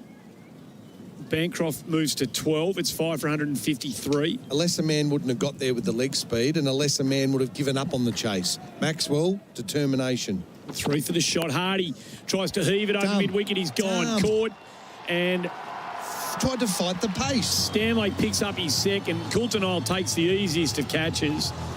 And the moment got a bit big on the young kid from WA. He's out for 2 from 7 at 6 for 153. Only a young man. He's going to learn from that, but that's what I was trying to explain, Andy, to our listeners, that Stanlake's the premier bowler, fast bounce. He's going to cramp it at you, and he tried to heave him over the leg side against the pace. So he fought the pace rather than use the pace and try and slap him through the offside with the ball. Well bowled by Stanlake because he angled at the young man, but that was always the risk-reward factor. The Stars get the win there. So another wicket falls for Scott Pack. Turn unpaid invoices into cash. scottpack.com.au at 6 for 153. Darren Berry here for Western Union. Another fast delivery by Western Union. Send money overseas with our app. They did cross. Bancroft on strike. Jai Richardson. Next batter up. Stanley 2 for 23, halfway through his fourth. He's been good, Big Bill. He's extracted a lovely bounce out of this pitch tonight. He goes again. He gets the leading edge. He should be gone. Oh, he's lucky. How lucky. It's fallen safely, and Hatcher does a super job. He's rolled himself on the rope, which is often a very painful, momentarily painful thing to deal with. I think he's kept this in here, Chuck. I'm saying he was touching the rope when he was touching the ball. Let's have a look. We're on replay now. Oh, gee. I think he saved it. I reckon he has. Great effort again. Look at the determination. That's really good. I reckon he's got that back. Let the ball go before inches in it here. And it's going to be hard to tell with the... I reckon he's done well. The ball's out of his hand by the time that rope. I'm with you. Both of us are saying that's saved. Play on, that's 3 runs. So great work down there on the boundary for the TAC on your phone. You're driving blind. TAC. Richardson. Don't fight the pace, Jai. Wide. Now, I'm always a bit fascinated by these wides. What are you fascinated Well, about, Richardson Andrew? has moved a metre across his stumps. Yep. If he was in his actual batting position then as the raindrops continue to fall here, would that have hit him on the shoulder? No. You think that was still a wide? I still think that was enough leg side. I'm hearing what you're saying, and I agree with that, but I still think that was wide enough. Yeah, wide enough. Okay. Rain, sadly, getting a bit heavier. Just heavier drops all of a sudden. Now, that can't be wide. Now, that'll be interesting. And he hasn't called it again, has he? Well, unfortunately, I don't think he did for that one. Well, that's good umpiring. I think he's issued the warning for the short ball. So one to come for Stanlake in his spell. It's been lively, taking the 2 wickets. Fortunately, the rain's light. Just a passing sprinkle at this stage as Hinchcliffe cuts that one off. Richardson picks up the single to finish the 17th over, 6 for 158. IMAR. We all know they're the tradies' mates when it comes to business insurance. That means if you're a chippy, IMAR's got you covered. And not just you. Insure with IMAR and they'll cover your subbies as well. Plus, receive competitive monthly premiums at no additional cost, which is great for cash flow. Even better, there's no paperwork. Just a simple phone call and we'll get you covered too. Call 13-IMAR now. That's 134627. They're the tradies, mate. That's IMAR.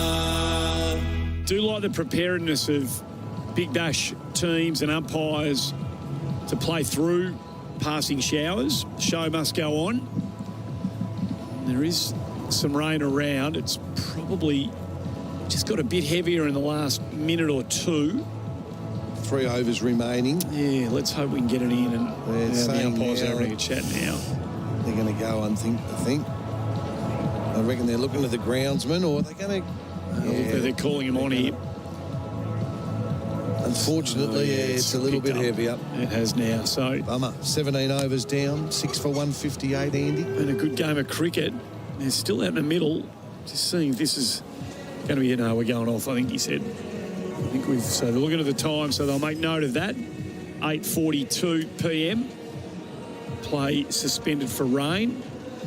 And the crew will come on and do what they need to do. The crew wasn't out there ready for that. Often they're working. They're ready to go, and the umpires will take their cues often from the ground staff who have got their radars going and they know exactly what's coming. Well, they weren't standing on the boundary ready to go. Yeah, and Maxie's saying, what are they doing? Get these covers out of here. Look, you don't want to be critical of people trying to do their best, but you know what this is a case of? Second string ground. You know, it's not the Bell Reeve where the main people are there. You would hope that they might have, but training, you know, that is actually not good enough. It's actually teaming down, and Maxie's right to actually, if we're going off, the groundsmen need to be sharper straight away. They're on their way. Yep. SCG, MCG, the tractors are ready, the coats are ready, the bloody they're on there. Well, the umpires are often in the play. We're all looking at the ground staff, aren't we? We know what the game is now. We've all got, you know, the radar apps on our phones, and we play, you know, amateur meteorologists, but these guys are a step ahead of all of that. And they're generally reading the weather locally better than anybody else. So they've got the Hessian mat down, and we'll wait and see whether this looks like it'll just be a passing shower. I'll get it up. You got the radar on there, Stand radar? by, mate. Here we go. If you can get us the bomb. No, I'm an enthusiast when it comes to this. So Launceston, rain radar. Maxie's still not happy while you get that radar up. He's not happy that they took so long, and I'm with him 100%. This is Big Bash. This is multi-million-dollar product here. And it took too long to get the covers on. What do we got down there? No, we're all right. I reckon we've got this. There's a big band out to Murrawa, sort of crossing the Nut at Stanley. Right. I reckon that's going to miss us here in Lonnie. There's a little band here. Just over Barnbougle, is it? No, it's a bit. No, we're a bit. We're west of Barnbougle. Right. Barnbougle's over there in Bridport. Okay. So beautiful part of the world up there. Lovely. You can get the oysters yourself from the rocks up there at Bridport. The size of your head, they are so massive. You're talking more sort of Burnie territory to the Burnie to the west, Bridport to the east. We're right in the middle of the two, and there's just a little band of showers that are crossing us right now. I reckon they'll be with us for about my guesstimation, Darren, is about 20 minutes. We'll be getting this. Thank you, Jane Bunn. Magnificent work. Thank you very much. So, with this Holt in play, Bancroft 15 from 12, Richardson 1 from 2. We are 6 for 158, waiting for the 18th over to commence. Been entertaining. What do you Andy. reckon? It's been entertaining. It's had everything. It's had big sixes. It's had wickets. It's had wides. It had strategic plays. X factors injected. Should they take the power surge? When are they? It's been entertaining. It really has. And I hope our listeners, wherever you may be tuned in, or some of the truckies, I know truckies tune in that like the Big Bash up and down the Hume. There's been a lot of entertainment and a lot happening. I've been really impressed with Liam Hatcher. He's an energetic cricketer. He was on a hat trick. Yeah. Should talk about that in the 8th over when he took Clark with a beautiful outswinger that nipped the outside edge. Very next ball, Mitch Marsh's feet were in concrete and he went first ball and Hatcher was on a hat trick. He then followed it up with a wide, a dot and a wide. So you can't say you're not getting value for your money or value for the radio today. It's been a very entertaining game. And at 6 for 158, Andy, it's probably evenly poised. Well, it feels like that to me. It's an even 3 overs, 18 balls to go, right? At worst, add 20 runs on there. 178, you're in the game. If Perth can finish well, add 35 runs there, then you're right in the game. Yeah, absolutely. So it is these next 3 overs when we get back to play. And hopefully it is just a passing shower as... trust my reading of the Andy Marr's given us the call. Thank you. That I think we're sort of in for a 180 plus contest, and any team has to bat well to get 180. Perth, we know, like defending, and they've got Jai Richardson, they've got AJ Ty, they've got Paris Hilton. No Berendorf tonight. No, the Dorf, but they've got Joel Paris, the Hardy 1000. They've got Mitch Marsh. So they've got plenty of... And so Farwood Armin was the name that I was searching for. The other one, yep. The leg spinner. So they've got a good bowling attack. Game on. So Perth Scorchers card, Inglis, Cord Cartwright, bowled Stanlake for 7. Munro, Cord Cartwright, bowled Maddinson for 49 from 36, 5 fours and a 6. Joe Clark was exciting. Caught Puran, bowled Hatcher, 34 from 16, 1 4, 3 6s struck at 212.5. Mitch Marsh's Chuck told us out first ball, LBW Hatcher. Ashton Turner caught Puran, bowled Maddinson, 39 from 17, 5 6s, no 4s, 229.4 strike rate. Hardy caught Colton Isle, bowled Stanlake for 2. Bancroft not out 15, Jai Richardson not out 1. The bowling figures, Stanley 2 for 28, bowled out his 4. Couple of wides thrown in. Good spell, economy rate of 7. Nathan Coulton-Isle, 3 overs, got 1 to go, none for 23. Glenn Maxwell, 2 to go, none for 22. Tommy O'Connell out of the game, none for 15. Clint Hinchcliffe, none for 17. Liam Hatcher, been one of the stories of the night, 2 for 17 from his 3. That's outstanding. Economy rate of 5.67. Hilton Cartwright, that was brief and ordinary from the Stars' perspective. 1 over for 23. Nick Maddinson, well, he's if Hatcher's not the story of the night from the Stars' perspective thus far, Nick Maddinson is 2 overs, no maidens, 2 for 8. Yeah, that's the game changer right there. Because the 2 for 8 were Ashton Turner and Colin Munro, the 2 set batsmen, the 2 that were tearing the Melbourne Stars apart. And Nick Maddinson, an unlikely hero here, has nipped out 2 wickets. So that's the bit. They've used 8 bowlers, Andy. 8 bowlers. There you go. 8 bowlers used by the Melbourne Stars. And as we've reported, Tom O'Connell was ejected, taken out of the game. He got the coat hanger. David Hussey took him out. And we thought that they'd go for an extra quick for the Lance Morris inclusion. No, the Melbourne Stars tricked us. They've injected Ben Dunk. So what Andy and I have taken from that is we think the Stars thought we're chasing a big total. We want to lengthen our batting. And boy, is it a good batting lineup. Stoinis, Fletcher, Cartwright, Maxwell, Puran, Maddinson, Dunk. They just keep rolling out of the hatch. That is quite... That's about as deep a batting lineup as I think we've ever seen. And Coulton Isle will be after them at 8, and he can hold it. Because all of those guys you've mentioned, there's a couple of sort of semi all-rounders in. There's not a bowler who can hit. They are all batters who can bowl a bit. Yep, 7 genuines, and then Coulton Isle will come at 8, and he can whack it. Yep. Hinchcliffe can handle himself, so they've got plenty of batting to chase whatever score they get. So maybe that might be a masterstroke by David Hussey. I'm going to wait. I'm going to hope that Andy Marr's weather prediction comes to fruition. That passes, just see if it's just moved across. We get 3 more overs in. Currently, if you've just joined us, the Melbourne Stars, they won the toss and they inserted the Perth Scorchers, and after 17 overs complete, 6 for 158 are the Perth Scorchers. There's 18 balls remaining, 18 legal deliveries remaining in the game. Perth would be aiming for a 180-plus score. Melbourne Stars trying to keep them, if they can, to a 170. And I think we've got a game on our hands with a very deep Melbourne Stars batting lineup to chase. So this weather is creeping down from the northeast. It'd be a southwesterly. No, it wouldn't. You're just a lot. I've got no idea what I'm talking about here. It's coming in from the northwest if you're in Melbourne. And it's coming in from, it's coming from exactly the same direction in the bar. What I'm talking about. In Launceston. It's coming from exactly the same direction, you idiot. You absolute fool. Yes.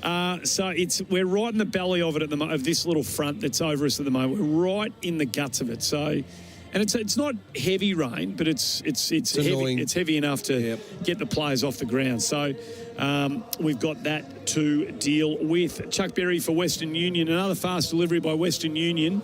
Send money overseas with our app. We might get a break out of the way. Can we throw that? We'll throw it back to the Central Command module back at home, and the Central Studio can look after it for a couple of minutes. We'll be back, hopefully, with an update on the weather when we return. Hey, it's Matt McKeldin. And I'm Steve Johnson. And we're the hosts of The Driver's Seat, Australia's #1 motorsport radio show. Each week we go through all the big news stories and chat to some of the biggest names in supercars. Here with Mark Winterbottom. We're pumped, ready to go. Davey Reynolds here. We've got a Sonic the Hedgehog phone cover. It's mad, eh? Jamie Whincup, welcome back to The Driver's Seat. Feels good to be back. Plus, you can catch up and get all the exclusive interviews first on the Driver's Seat app. Get radio's #1 motorsport show on your smartphone. Thanks to Kubota, building Australia. Board again, it's up in the air. He hasn't got all of it. Fielder's catching it, and he's a magnificent catch. Hilton getting back with the ball was Hilton Cartwright, judged it perfectly, and the first wicket falls. Inglis gone for 7. Established as Clark drags him and swats him right over mid-wicket and all the way over the road. That was flat. Bullbunga on the knee, and he's gone for another one. Back-to-back sixes here. Clark feasting. 1 for 45, and the young leggy is right under the cosh here. Yep. 3 demerit points for O'Connell. You're out. Medium pacer into the attack. Got the edge, gone! Got him! Perrin takes the catch, and Hatcher makes the breakthrough straight away. Clark's gone caught behind for 34. 1 for none from 1. He fires it in. Good shoot, he's gone! Hatcher's on a hat-trick. Marsh gone first ball. Goodness me. So another one for Turner, and another one for Turner as Cartwright drops it short on leg stump. Turner for the 5th time goes long, and Cartwright has gone an absolute monster. Oh, he's missed that one. Is there an edge? Is there an edge? He's gone. Mattinson's got one to hop big. on Turner, who tried to go over mid-wicket again. 3 for the shot. Hardy tries to heave it over mid-wicket. He's gone. Caught. Tried to fight the pace. Stanley picks up his second. Coulter-Nile takes the easiest of catches.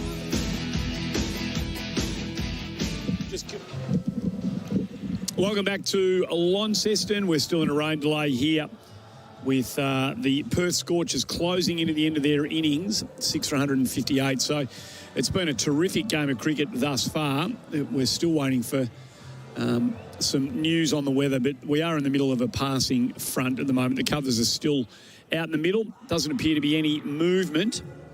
So let's catch up with Tim Payne, who faced the media today, had the all-in press conference, first day of the first test in Adelaide tomorrow against India. The Australian skipper faced the music. Let's have a listen to what he had to say. Do you have a team, mate? G'day, Ben. Yes, pretty much we have a team, but we won't be releasing it, unfortunately, until the toss tomorrow. Can you say whether Joe Burns will be opening the batting?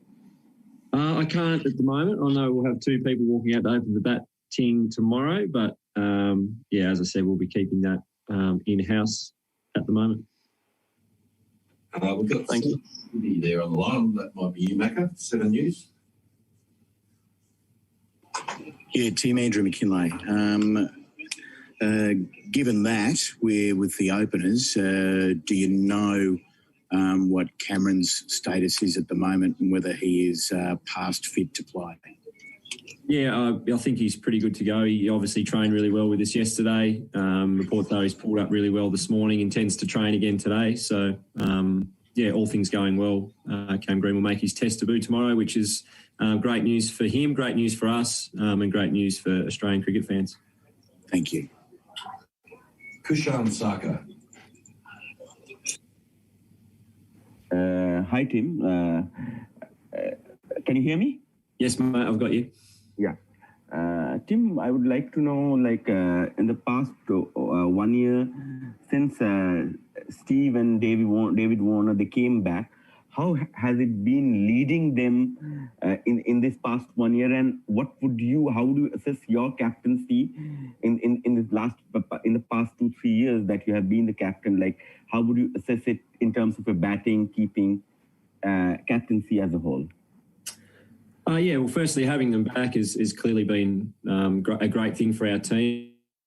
Certainly for me to have 2 very experienced players out there with me has helped. There's no doubt about that. Those guys, as I've said before, are 2 of the best players in the world. They've played in lots of test matches for Australia, lots of big test matches, lots of big series. So their experience, not only for me to lean on, but for our whole group has been awesome. And the way they've been around our group for the last 12 months as well has been unbelievably good. So we're very lucky to have them back.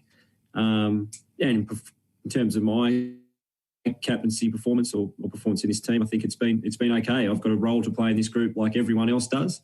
And as long as I keep doing that, then we're all happy. My job is to obviously keep captain and try and score some handy runs and bat with the tail. And that's my role. And I think I've been performing it pretty well. Dan Brennick. G'day, Tim. Question about, funnily enough, with Steve and Dave. Obviously, you've been banking for a couple of years that you'd have him for the return bout, and all of a sudden, obviously, Dave's injured. Steve would have no doubt loved to have batted yesterday, so a bit of an affected prep. So is that a little bit of a twist on kind of what you were expecting for a couple of years to have it, straightforward that they'd be back? Yeah, well, obviously Dave won't be there, but we expect Steve to be there. Steve's had a stiff back a number of times before, and you do when you bat at training as much as he does. But look, his preparation has been very good. He's batted for the last week since we've been in Adelaide. So for him to have a day off might actually be a blessing in disguise yesterday. But yeah, look, I think when we get our team out there tomorrow, obviously, like I said, we would love to have David there, but he won't be. But I don't think our team will look too dissimilar to what it did at the end of last summer. And we've had a really consistent team for a period of time, and that certainly helps us perform well. And just a quick one about your bowling to Vera. You've got a pretty good record in Test cricket of getting him early at times, and you seem to be pretty clear on what you want to do when he first comes in. Have you had a bit of a further think about or revision of what you do once he does get in? Say, like the Perth scenario a couple of years ago where he made that 100? Yeah, well, I mean, obviously everyone's got great plans of getting all the best players out, don't they? But that's why they are the best. They can adapt. They can change with what you're doing. And Virat is certainly, one of the best players, if not the best player in the world. So, look, there's going to be a time in this. Well, actually, there's only one test, so hopefully it doesn't. But when you play against players as good as Virat, at times they do get away from you. That's just the game. But, yeah, certainly we've got plans in place that have worked okay against him in the past. Hopefully they work early enough this week. But if not, yeah, we've got a couple of different plans. And again, the great thing with our attack is they're all different. We've also got Nathan Lyon and now you're throwing Greeny. We've got some different angles, some different speeds and obviously Nathan's spin and as well as Mars. So we've got lots of different options to throw at him if he was to get in and set. Thanks, Tim. Luke Duffy. Thanks, Cole. Hi, Tim. Sort of another one on the captaincy in the future. There was a bit of talk about it when Aaron Finch went down in the T20s about the future of the Aussie captaincy. Do you have plans to continue playing beyond this summer in your role? Yeah, we'll wait and see. I've said, from the very first time I came back into the Test team when I wasn't the captain that I wouldn't look past another series. I did that when I was young, and you can have it taken away really quickly. So for me at the moment, the focus is on Adelaide. After Adelaide, it's Melbourne. And so on for the rest of this series, and then we'll wait and see at the end of it. I'm often talking to JL and Trevor Hones about when or how it might look in the future. But as I said, at the moment, it is firmly my sights are firmly set on this series, and that's it. Braden Ingram. Morning, Tim. Is the sore back something that Steve's played through before? And can I just get clarification? He will with 100% right for tomorrow. And a third part as well, given he didn't train yesterday, and given we know how much he likes batting, does he spend 6 hours in the nets today? Oh, I'm sure he'd love to. He wanted to yesterday as well. But as I said, look, he's been batting for a lot. He's played all the one-dayers. Once we got to Adelaide, he batted literally for 4 days straight. So his preparation has been pretty good, very good actually. He's been out in the middle of the Adelaide Oval batting under lights. As I said, we expect him to play. He's had a stiff back before. Yesterday was more precautionary, obviously. He's in to train today, so we'll see how he goes. But, come tomorrow, I think whether he's a bit sore in the back or stiff in the back, I think he normally gets up and gets through it and finds a way to score runs like he always does. Correct. Morning, Tim. Tim, just with a pink ball test, considering there's so much that comes down to luck in the sense when you're bowling, when you're batting under lights, how do you plan for a pink ball test as compared to a normal test match with a red ball? Yeah, look, we've been really lucky actually to come to Adelaide early. We've been training. We trained 3 nights in a row on the centre wicket at the Adelaide Oval, which is I think going to be a huge advantage for our team. I think that's the hardest thing about the pink ball test is that you normally get it once a year, sometimes with a Shield game, this year without one. So you're learning pretty much on the job in real time when you walk out to the middle to try and adjust to conditions that are just so foreign to us with the lights on, with a pink ball and in the white. So it is foreign, but as I said, we've managed to get 3 nights on the centre wicket at the Adelaide Oval, which has been terrific for our group, our batters and bowlers, to get a sense of what it's like again and re-jog your memory from last year. And as I said, I think it's going to be a huge advantage for us come tomorrow. And just a quick one, about your own preparation. You spent all those hours in the nets during the Shield, and you've been working a lot on your keeping as well. Is this the most prepared you've been for a test summer in a long time? No, I don't think so. I think I'm normally pretty well prepared. I'm a cricketer who loves to train, and as I've said to you many times, I want to continue to try and improve. And what I do know is that I'm a better player this year than I was last year. And I've said before as well, I think our whole group is from the last time we played India. Yes, we got Steve back. We don't have Dave for this test. We will at some stage in the series, but every player in our squad has improved as a cricketer since the last time we played India. Thanks, Tim. Rob Forsyth. Hey, Tim. You talked a bit about the future a bit earlier. I was just wondering, could the need to quarantine and biosecurity bubbles influence that? And I suppose more broadly, have you seen any signs of that, bubble fatigue, if you like, among some of the guys who went to England and the IPL?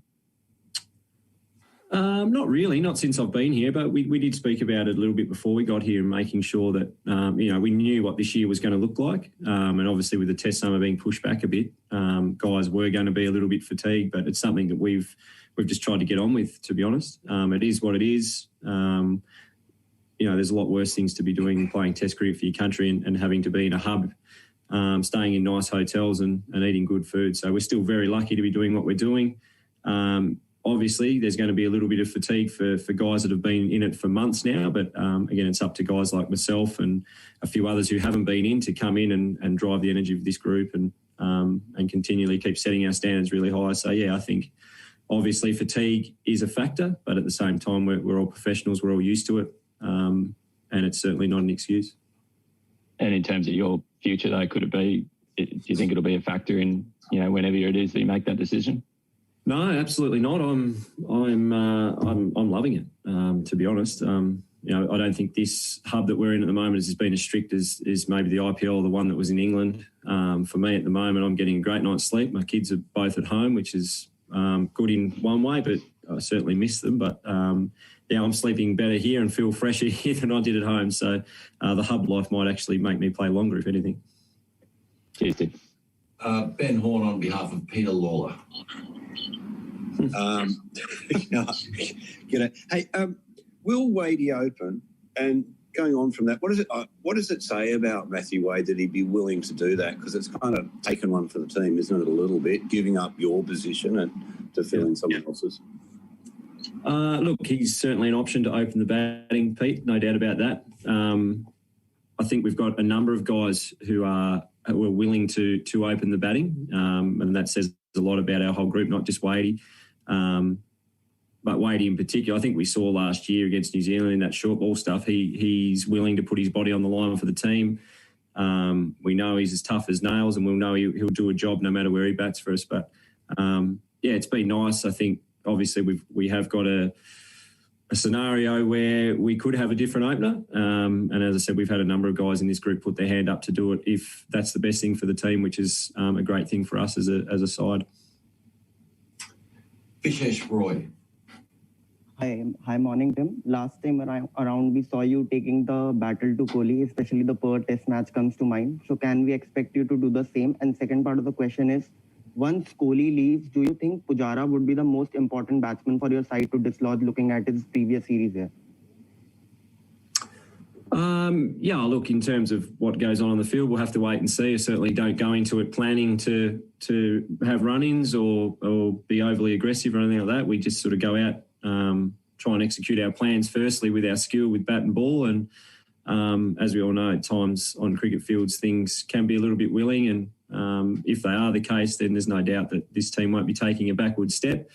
And in terms of when he leaves, I think, again, we know the talent they've got all the way down their list. Pujara obviously troubled us a lot last year, so he's obviously a really big key to us. But, we know the talent. We saw Richard come in last week in the A game and hit a really quick 100. So they've got guys in and around the team that can take a test match away from you really quickly. So we've got to be across all of them. But clearly, Rahane held the team together. He was the glue last series, so he's a huge focus for us. Raj. Hi, morning, Tim. Greg Chappell once said every captain needs to have a unique trait in their character, something like sense of humour. We saw plenty of your sense of humour in the last series when India was there. Do you fall back on that when situation gets a bit tense out in the field? Not really. No, I think, I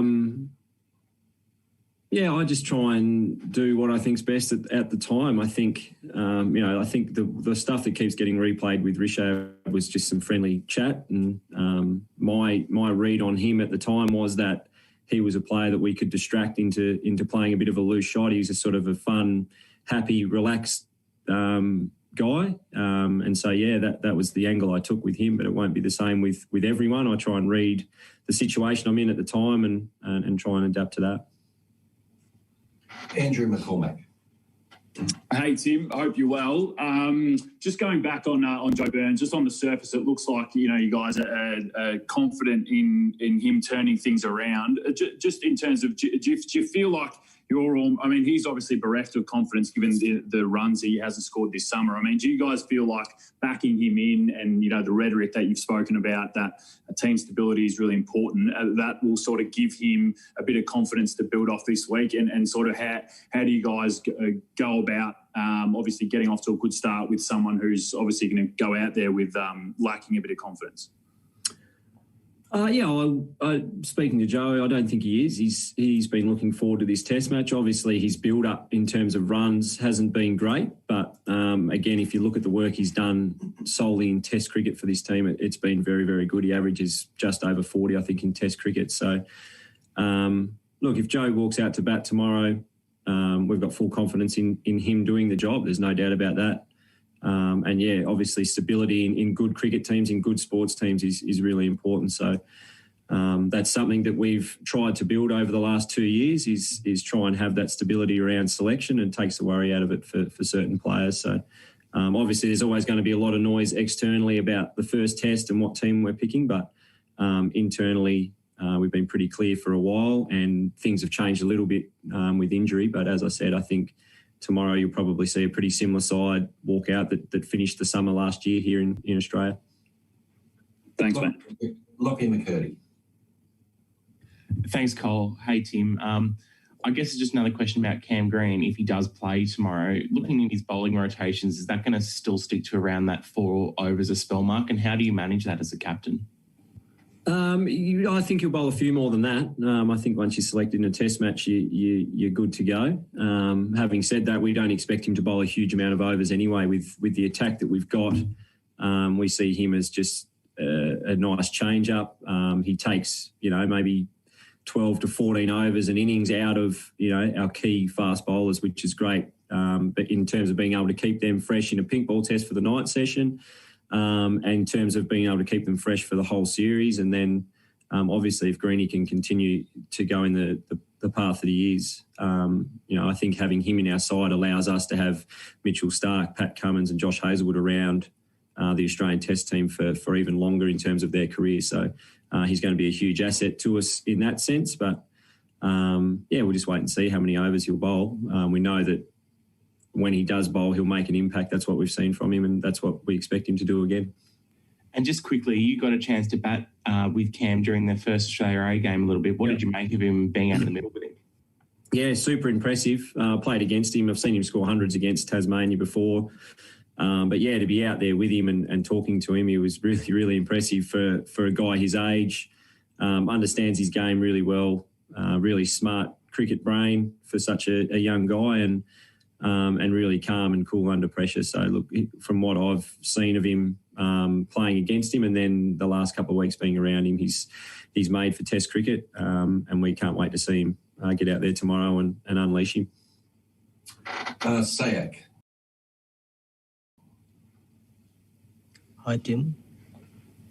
Maybe just speak up a little bit, please, Sayak. Hi, Tim. Hi, mate. Yeah, hi. So, Tim, how do you see Mitch Starc shaping up for this series? Starc, he's good to go. He bowled quite quickly in the nets yesterday. He's in good shape. He's had a unfortunate family situation going on, but we're thrilled to have him back in the squad. His pink ball record is absolutely outstanding. He's an absolute nightmare to face with the pink ball, whether it's day or night. So, again, he's another huge asset to us, and we're thrilled to have him back on deck. Okay, we'll finish off with one last one, guys. Ben Horn on behalf of Ben Horn.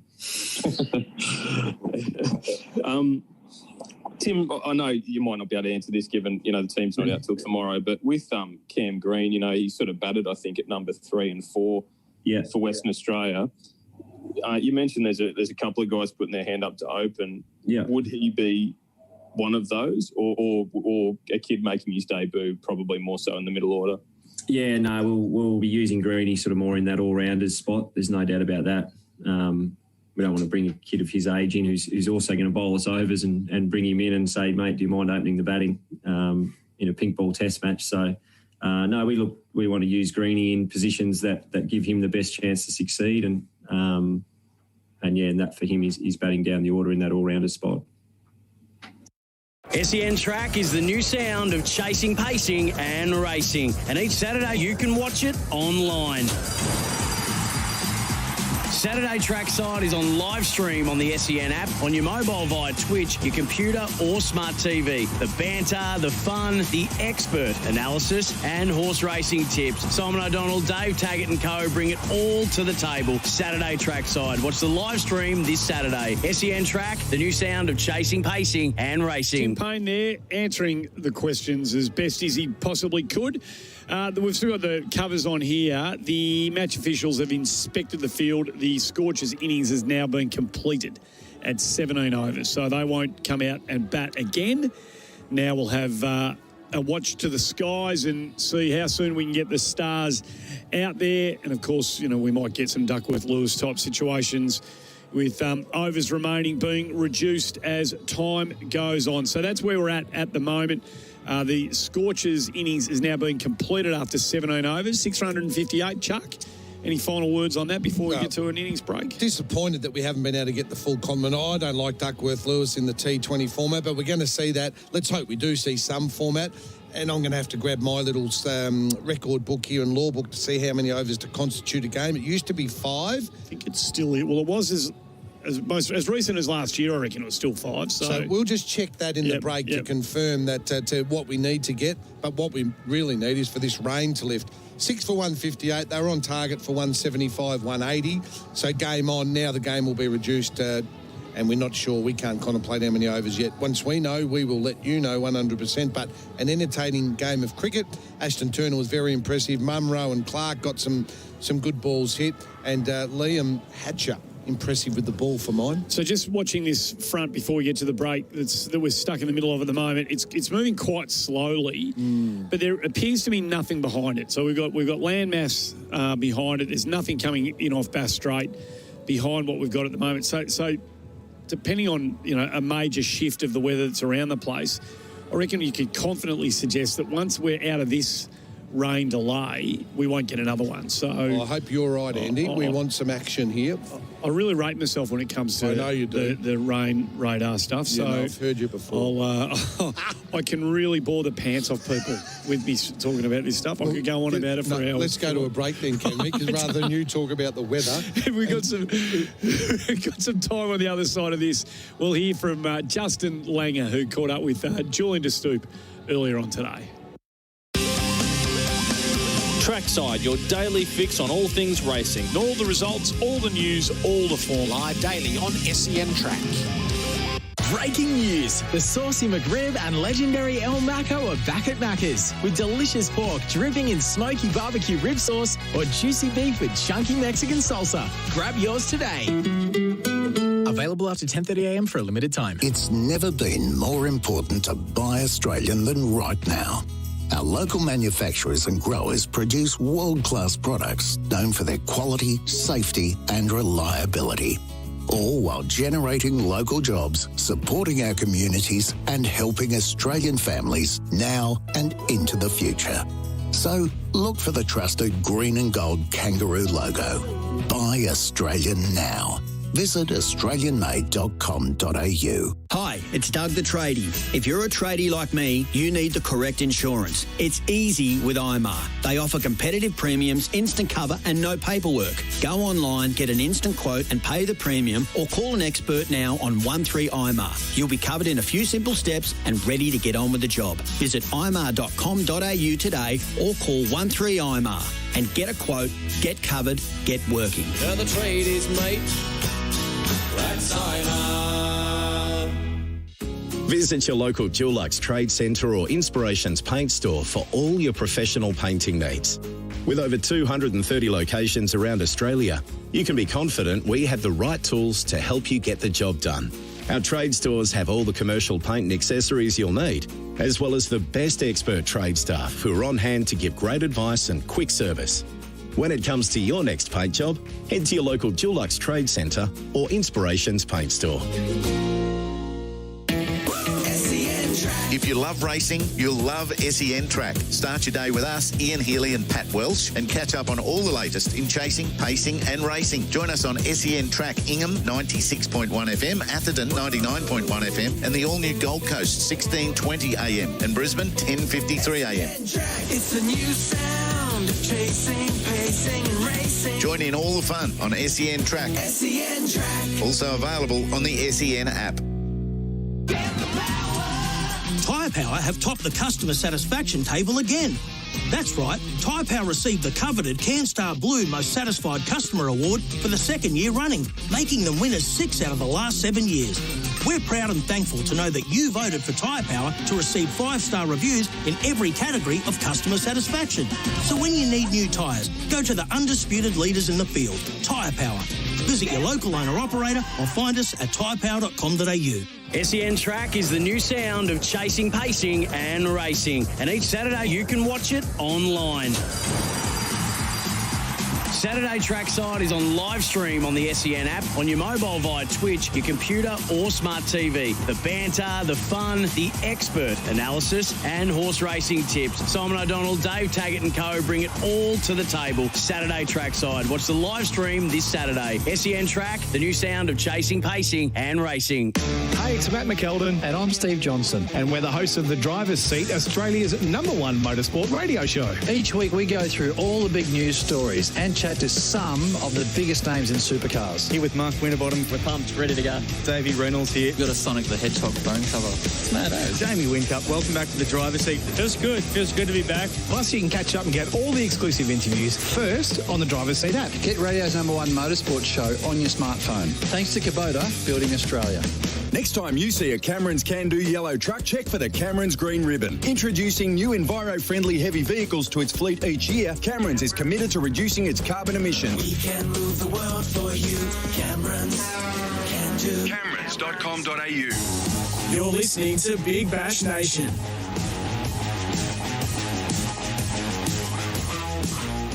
Well, summer of cricket is upon us, no doubt about that. It all starts from Thursday here on SEN, our coverage right the way through the summer of cricket, a huge series against India. So much up for grabs. We're delighted to have the coach of the Australian cricket team, Justin Langer, join us on Summer Breakfast. Justin, good morning. And like you, there's so many excited about this series. Can you feel the anticipation coming in? Oh, we do every summer and leading into a test series. So tomorrow's no different, Jack. I can't wait. It's good. There's been a lot of build up to it, a lot of drama, a lot of theatre, like always in Test cricket. But we can't wait to roll out tomorrow, and it's going to be a really good contest. Preparation's key, no doubt. It's been a preparation of fits and starts for the batting group, hasn't it?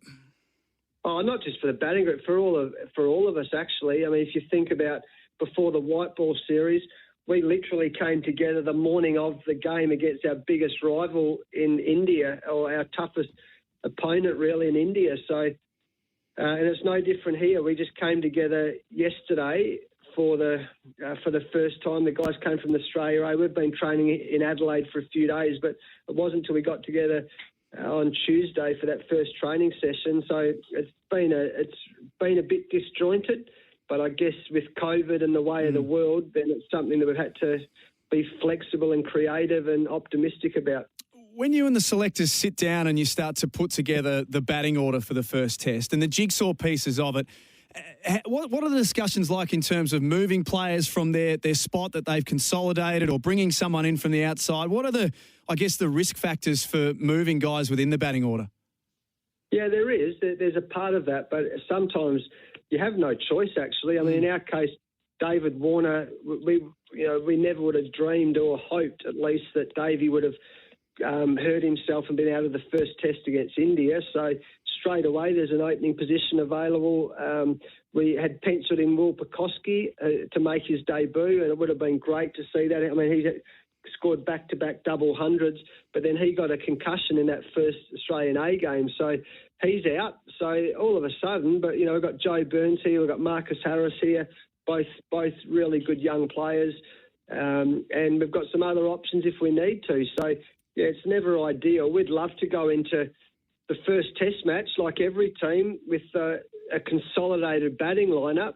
We'd love to have Greenidge or Haynes or Taylor or Langer and Hayden. Well, Taylor and Slater going into the first test, or Boone and Marsh, knowing it's going to happen. But you know what? It doesn't always work that way. We've got to be nimble. We've got to be able to deal with and find solutions when issues come up. And we're going to do that in this test match. So that's all part of the job and part of the fun of it.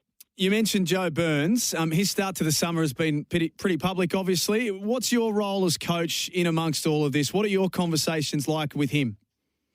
Well, the first thing was to give him confidence 3 months ago that he was going to, that he's going to play the first test match, and him and Davey, and I was very public about that. Then, of course, these things unfold. I mean, that's life, isn't it? And I've been talking to Joey regularly. I saw him yesterday for the first time at training for a long time. He feels in good spirits. He feels in good shape, but he also knows that runs are the only currency of value in this tough business we're in. So, we've been talking regularly. He hasn't lost his ability overnight. He's just got to get back to the recipe that works for him. We spoke to Chris Rogers on the show on Monday. He was coaching the A-team, as you know, and he said that he's thrown Joe Burns 1,000 balls in the last week and said that he's hitting the ball really well in the nets, but it's just not translating out in the middle. Does that mean something in your mind going into this first test? Can you look at someone like Joe and say, well, judging on net form, he's not that far off? Oh, they're never very far off. I mean, that's having been in his shoes. One of the advantages Chris and I have got as coaches, I guess, is we've been in their shoes, and what happens is you miss out a few times, and then you start searching for answers where in probably areas you shouldn't be searching. He knows what the recipe is. He's been a successful player. He's played for a long time. The key is, and the courage is, to go back to the recipe that works for you. I mean, he'll be getting lots of advice. Lots of people will be picking it apart. It can become a distraction when you're hearing people talking about you in probably not a positive way. But he knows what he's got to do. He'll be fine. He's a good player. He hasn't lost his ability. It's just getting that focus back. Australian coach Justin Langer joining us this morning on Summer Breakfast. The prospects of Cameron Green, subject to fitness, Justin, and you've put that on the record a couple of times this week already, but should he pass all of the required tests, it's a very, very exciting beginning to a career that we may see on Thursday. Oh, he is. He's a one we all love. I mean, it's almost like you think about the great players. Most of the great players in Australian cricket have started at a young age. And there's a bit of romance about it, isn't it? The 21-year-old coming in, you think about the Phil Hugheses and the Steve Smiths and the Damien Martins and the Ricky Pontings, and the list goes on of the young players who come in. There's a bit of theatre to it. He'll be nervous. He's had a big build-up with the concussion last week, but look, we're fingers crossed. If he doesn't play this first test match because he doesn't pass the concussion protocols, he's got a very bright future. He's a terrific young kid. He's also an immense talent. So he's got all the ingredients to have a successful international career. So he made his one-day debut a few weeks ago. Let's hope, if it's not this game, in the not foreseeable future, or the short future, he's playing Test cricket for Australia. He's a good player. Is his bowling a bonus at this point, Justin? Will be, yeah. I mean, he's had 2 stress fractures in his back. I think when I first saw him, he was 16 years of age. I think he's growing a foot in that time. No, he's serious. I think he's 6'8" now. Wow! And he's certainly when he came in he wasn't. He reminded me of a Sean Pollock style bowler. Not as tall, lovely, easy action, but he's had a few stress fractures in his back. It's one of the downsides of being a young fast bowler. So his bowling will be a bonus. Greg Chappell's been telling me for 2 years he's the best batting talent in Australia. So he's knocked the door down. He's made hundreds in Shield cricket. If he plays, he deserves that right. Lastly, this series and what it means to you and the group. We saw India over here 2 years ago, and that series was laid bare in the test, that amazing documentary, and we learned a lot about the Australian team at that stage. But that feels like a lifetime ago now. What does it mean to you and the group coming into a series against a team like India? Yeah, we're excited. It might feel like a lifetime ago to everyone else. I still think about it every day. And the lessons learned. I mean, I look back on that first 6 months in the job, and my gosh, it was hard work for so many reasons. But look, the team's come a long way. Hopefully, we've talked about making Australians proud of us again after what happened in South Africa. I hope we're on that. We've done that to a lot of people. We've earned respect back of the countries around the world. Hopefully, we've made Australians like the team again by our actions on and off the field. And it's just another opportunity. I mean, we'll get tested against India, who are a very, very good test team. We'll get tested, and I can't wait to see our guys perform in terms of their skill and their temperament. So, yeah, another great opportunity, Jack. Justin, it's a very busy schedule you've got between now and the first ball on Thursday. So thanks for fitting us in, and good luck. We're all right behind you this summer. Great, mate. Thanks a lot. Visit your local Dulux Trade Centre or Inspirations Paint Store for all your professional painting needs. With over 230 locations around Australia, you can be confident we have the right tools to help you get the job done. Our trade stores have all the commercial paint and accessories you'll need, as well as the best expert trade staff who are on hand to give great advice and quick service. When it comes to your next paint job, head to your local Dulux Trade Centre or Inspirations Paint Store. Justin Langer with the boys on Brekkie. We wish him and his team all the very best tomorrow. The first test gets underway. So the rain still hasn't cleared here in Launceston. I reckon it's only 10 minutes away, Darren Berry, from disappearing for good for the rest of the night. So I'm starting to doubt your weather prediction. I must admit, you are confident, and I'm just starting to fly the flag of doubt. I must admit. Don't raise it too high, because ye of little faith can come back to leave egg on one's face later in the night. So we'll just wait for this to pass, and then we'll see how quickly they can get the ground playable. That is the other problem, isn't it? That we've had probably about half an hour now, maybe even a bit longer than that, of rain on the outfield. And again, I don't know. We were a little critical of the groundsman taking too long to get out there. You would hope that they've got all the mod cons and the super soppers and all the requirements to soak her up and get us going. You'd suggest if they're having a Big Bash game, they will have that. And let's hope. But, 6 for 158, you've declared that the innings is closed now for the Perth Scorchers. They won't add to that. Overs will be reducing off the game. And once we have clarity, we can let our listeners know exactly what is going on. But it's been an entertaining game. A shame we can't control the weather. Let's hope we get back and maybe have a 10 to 12 over sorted run chase a little later on. So in the delay, Fox Cricket has put up some sort of a feature, magazine-y type feature between Steve Smith and Virat Kohli. So I'm going to play a bit. We haven't heard this, so we're going to play it. It goes for a couple of minutes. It starts with Kohli telling the crowd to stop booing Steve Smith, such as being the fallout from South Africa. And there's a bit of a conversation that takes place. So we'll play the chat between Smith and Kohli. I'll have a chat to you about that when we come back. I think we might have touched on it a bit earlier, but we'll double down on it once we've heard from the two great batsmen talking to one another. What prompted you to approach the Indian crowd and ask them to stop booing me when we played our World Cup match? I appreciate that, by the way. I think I remember I sent you a message that night saying, "Hey, thanks for that. That was top class." To me, there was an incident that happened, and you guys realized obviously what had happened, and you came back after a long time, having gone through everything that you had to. And I feel like in life, nothing can be that permanent. And I just felt like it's not fair to target an individual personally, because as much as you play against each other, there's a human side to things as well. And at the end of the day, we're here chatting now. We do have a chat, a few times during the IPL as well. Yeah. So there's always instances where you're going to keep meeting individuals. Yes, you're competitive on the field, but you don't want to go nasty as such, So, yeah, that is one of the things which I realized. Long term, you do realize the importance of things from a larger perspective, and I felt like, that wasn't right to do that in that moment.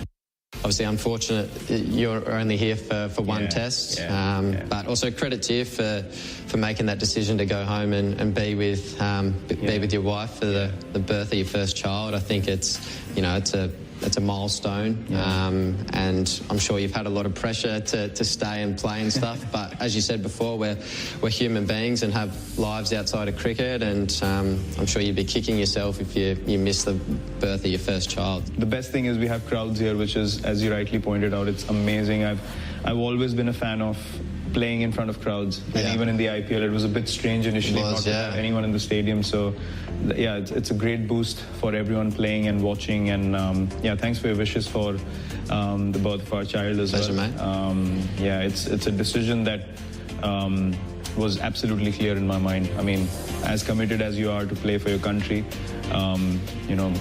this is a very, very special moment in life and something that you want to be there for at any cost. And it's a blessed time, and we're very excited for it. So, a couple of things there. It's obviously an individual choice to make about whether you go home and, become part of your partner, giving birth to one of your children. Yep. More and more players nowadays are doing that. It's back in your day, I imagine, when you first started, blokes would have been, seriously, the blokes would have been you leave a test set up. Yep. To think about a player leaving an Ashes campaign or not going on a tour like that, which is this is the equivalent of that for India, a test series against Australia, that would have been 25, 30 years ago. No chances of a player doing that. Yeah, no, it was definitely, I wouldn't say frowned upon, but it was just a no-no. You were representing your country, so, okay, it wouldn't happen. I'm just trying to think, 97 in my very brief little sort of taste of the Aussie setup on the Ashes tour when I was called in. I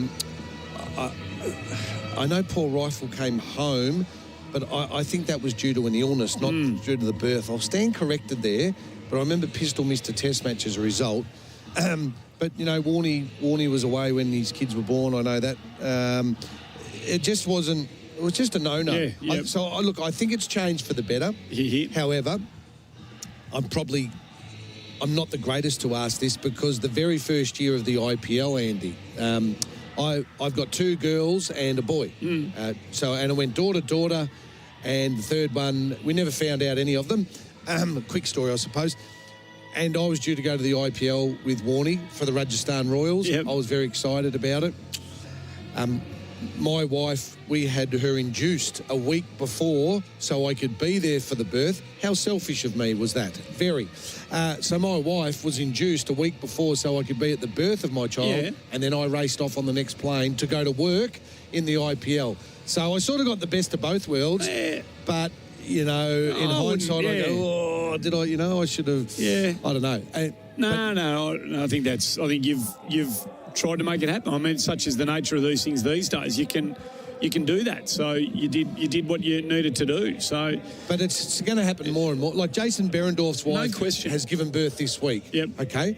And he's not playing tonight as a result because he wanted to be in Perth, obviously, with the birth. So it's going to happen more and more. And family first is absolutely what it has to be. Family, births, illnesses, et cetera, takes priorities. But mate, it has changed. It has changed. You think about what Virat Kohli means to the Indian population. Massive. And they will, better than me because you spend so much time in India with these Indian cricketers.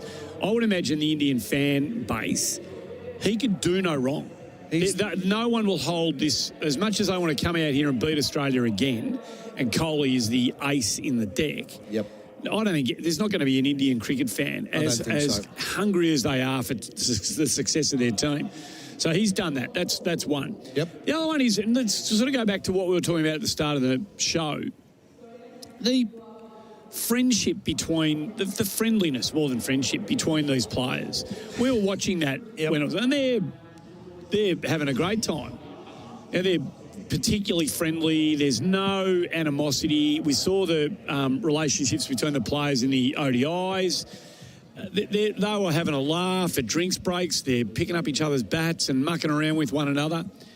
Again, you go back 30 years ago, when I started watching cricket as a kid, and Ian Chappell was captain of the Australian side, I could get this could be completely wrong, but I can't imagine Ian Chappell and Tony Gregg back in the day sitting down doing and as a cricket fan, somebody who wants my team to be, at loggerheads with the opposition. Yep.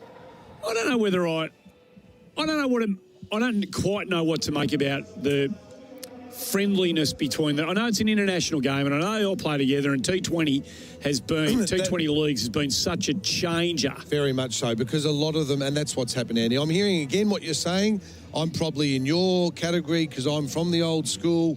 I grew up with leaders that grew up to dislike the opposition. That's sort of what it, yeah. From country cricket to when I came to Fitzroy Doncaster with John Scholes, who was the hardest head. There is no way. You weren't allowed to talk to the opposition. Yeah. Before the game, we want to beat them. Don't make them feel comfortable at all. That was the old school mentality. However, I will say, after the game, let's go and have a beer. Spot on. You know, and that's what I grew up on, 100%.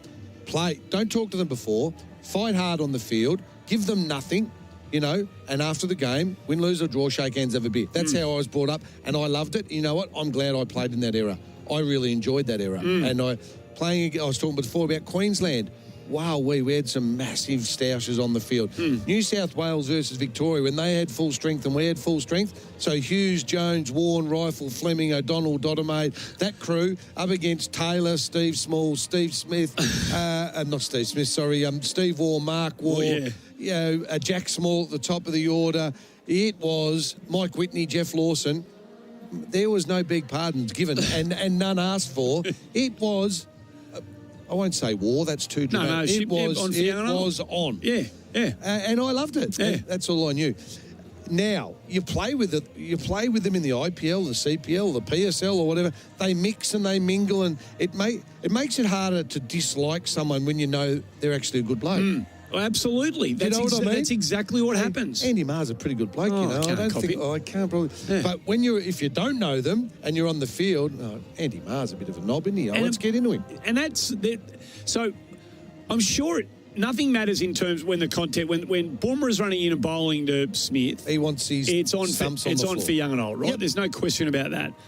But I wonder whether I hope the ferocity of the contest doesn't get diminished to some degree. I hope it doesn't become soft is the wrong word, but a gentler contest as a result of all of this. I still want it to be a fierce, last man up. I'd love a poll on this because I'm with you and I can't wait for tomorrow night and I anticipate it'll be on in the test arena. I really do. Yeah. When Stark's charging in tomorrow night to Agarwal and whoever opens the batting, or when Virat Kohli comes to the wicket, I anticipate heat in the kitchen. Yep. I expect it, and I hope it happens. But you're right, and I think more and more people are actually, I might be wrong, leaning towards the more gentlemanly, friendly nature of the question. game. And we want the game to be played the right way and all of that, but the game being played the right way back in the olden days was nose to nose, and it's great. It's fantastic. Look, Steve Smith's still a magnificent player. Virat Kohli's a magnificent player. They're still magnificent cricketers who do magnificent things.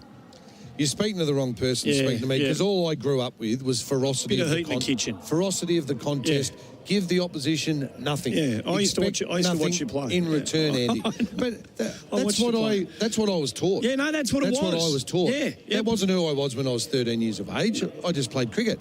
But when I was 15, I was playing senior cricket. When I was 16, I was playing Premier cricket in Melbourne. All right, with Fitzroy Doncaster. John Scholes was my captain coach, who was the biggest influence on my life. Yeah. Standing next to me were the three Watts brothers, no fiercer competitors in the game of cricket. Yeah. Country boys that grew up, like me, with their father, Max, fierce, tough cricket.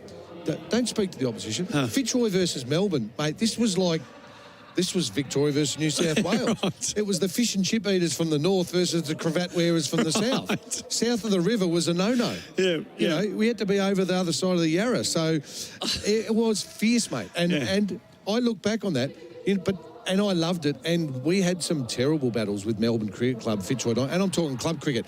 State cricket the same.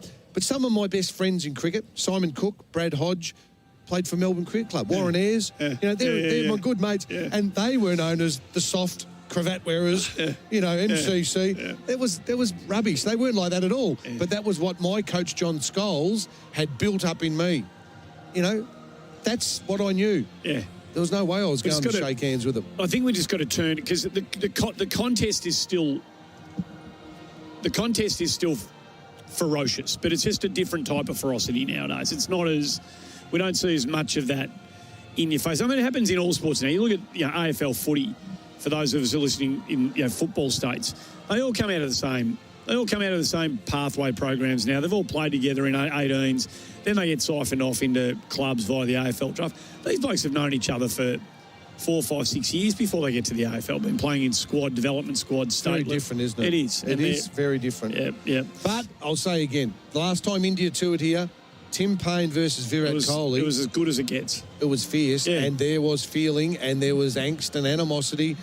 I hope they shook hands at the end of the contest. Okay, let me ask you this: if the Fox crew, when they were putting that together, Smith and Kohli, could they have done this? Would Tim Payne have done that? Would Tim Payne have sat down for a nice love-in with the opposition skipper? Would Tim Payne have done that? I don't know the answer, but I'd say no. Oh, my gut feel is that he wouldn't have done it. My gut feels no. Yeah. The latest play can resume. The latest play can resume is at 10:09 p.m. Right. So the latest play can resume is at 10:09 p.m. for a 5-over inning, ground and weather permitting. So further updates will come. It's now 9:44. So we've got 21 minutes. Is that right? 9:44. Is that right? 16 minutes till 10 o'clock, and then 5 minutes. And then 9 after that. 9. 25 minutes. Thank you very much. I was thinking, hang on, I know Wonthaggi High School wasn't that good at maths, but this bloke had a private school education. Bob Murphy was listening to this right now. Bob, if you're laughing his head off. What is going on? No, we can't do maths on our stupid show. Private school education. People talk. No, I got me numbers all jumbled then. Wasn't it Marcelin? You were good mates with my predecessor, weren't you? Oh, Mickey Dimartino. And what a fine cricketer he was, too. We were filthy about you. We reckon you got the job too soon. When I went to Dimartino's in Lygon Street for dinner one night, I was a bit worried when I was going to get in the pasta. Old Frankie came out, and I said, I don't think I'll order tonight. So who was it, Sacrostani before Dimartino? Who was it before him in Victoria? Well, they had quite a few. Dimartino did it for a long time, then I did it for a long time. But prior to that, they went through quite a few. Miles, Hyde, Sacrostani. They had a few, didn't they? They went through a few. Period. And then Dimmer had it for 6 or 7. And, I remember yourself, and there was a lot of angst. Anthony Malfi, a few of that sort of crew. We're not happy with this little boy from Wonthaggi that took Dimmer's spot. It's probably a reasonable. He's a bloody good keeper. It just didn't make the runs. This is the problem. Like that paradigm. Yep. The reality for keepers at first class level in Australia was just starting to shift, wasn't it? Very much. You had to make. It wasn't enough to be a great club. I got dropped midway through my career for the same reason. Yep. Not enough runs. I was much better in the second half. My first half was poor of my career with the bat. What was your end? Were you mid-30s average? No, mid-20s. Were you? Right. So not good. And that's why I didn't play for Australia, Andy. That's a fact. My batting was not good enough. Good at club level, but wasn't good enough at first class. So I took Dimmer's spot. He lost it because of his batting. Yeah. And I got in, and to be honest, was no better with the bat. Yep. I think I probably ended up slightly better from memory. But the second half of my career, after I got the kick in the pants, and I thought I was never going to get back, I had to go and work hard at club cricket. And luckily, I got a second chance, and at second chance, I was much better. Yeah. I'd say I probably averaged 18 in the first half of my career and 30 odd in the second. How long were you out of the team for? Second half of one season. Peter Roach took my spot. Peter Roach took your spot. Yeah, he did too. Yeah, he did too. Yeah. And there was a bit of upheaval and stuff. And anyway, we're digressing, aren't we? We're going to go to a break. Oh, we are going to go to a break. Have a chat about the old pretty times. Average career. No, it was a magnificent career. We'll just go to a break. Just a little short one. I'll repeat. The latest play can resume is at 10:09 p.m. If it can resume by then, we've got ourselves a 5-over innings. Then we'll have all the numbers by the time we get there, obviously. Johnny Duckworth and thank you, Mickey Lewis. Billy Duckworth and Mickey Lewis. He had a brother, John Duckworth. I thought he played at Fitzroy, West Perth boy. Kicked torpedoes at the Junction Oval, Johnny Duckworth. Tough as. Is Mick Lewis one of the funniest blokes going around? He's a strange man. A very funny man, Mick Lewis, isn't he? Very funny man. We're just going to make sure that the ground and weather permit us to do that. So let's get a quick break out of the way here, and we'll come back with more banter on the other side of this. Some Sometimes needing new tyres can catch us by surprise. That's why Tyre Power gives you the power of Zip Pay and Zip Money. It means you can get what you need now, get back on the road safely, and pay for it later, taking advantage of the interest-free periods. So if you need new tyres or mechanical repairs, don't wait till it gets worse. Get them now with Zip Pay or Zip Money at Tyre Power. No fuss, no wait, no worries. Terms and conditions apply. So visit tyrepower.com.au or call 13 21 91 for your local owner-operator.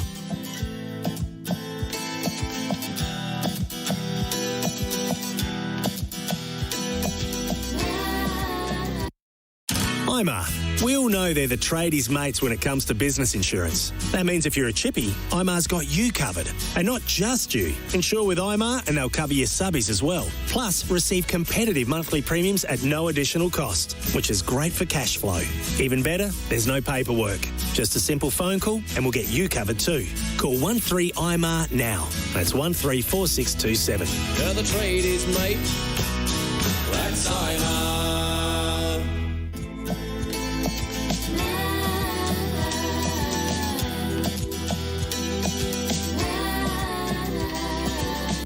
It's never been more important to buy Australian than right now.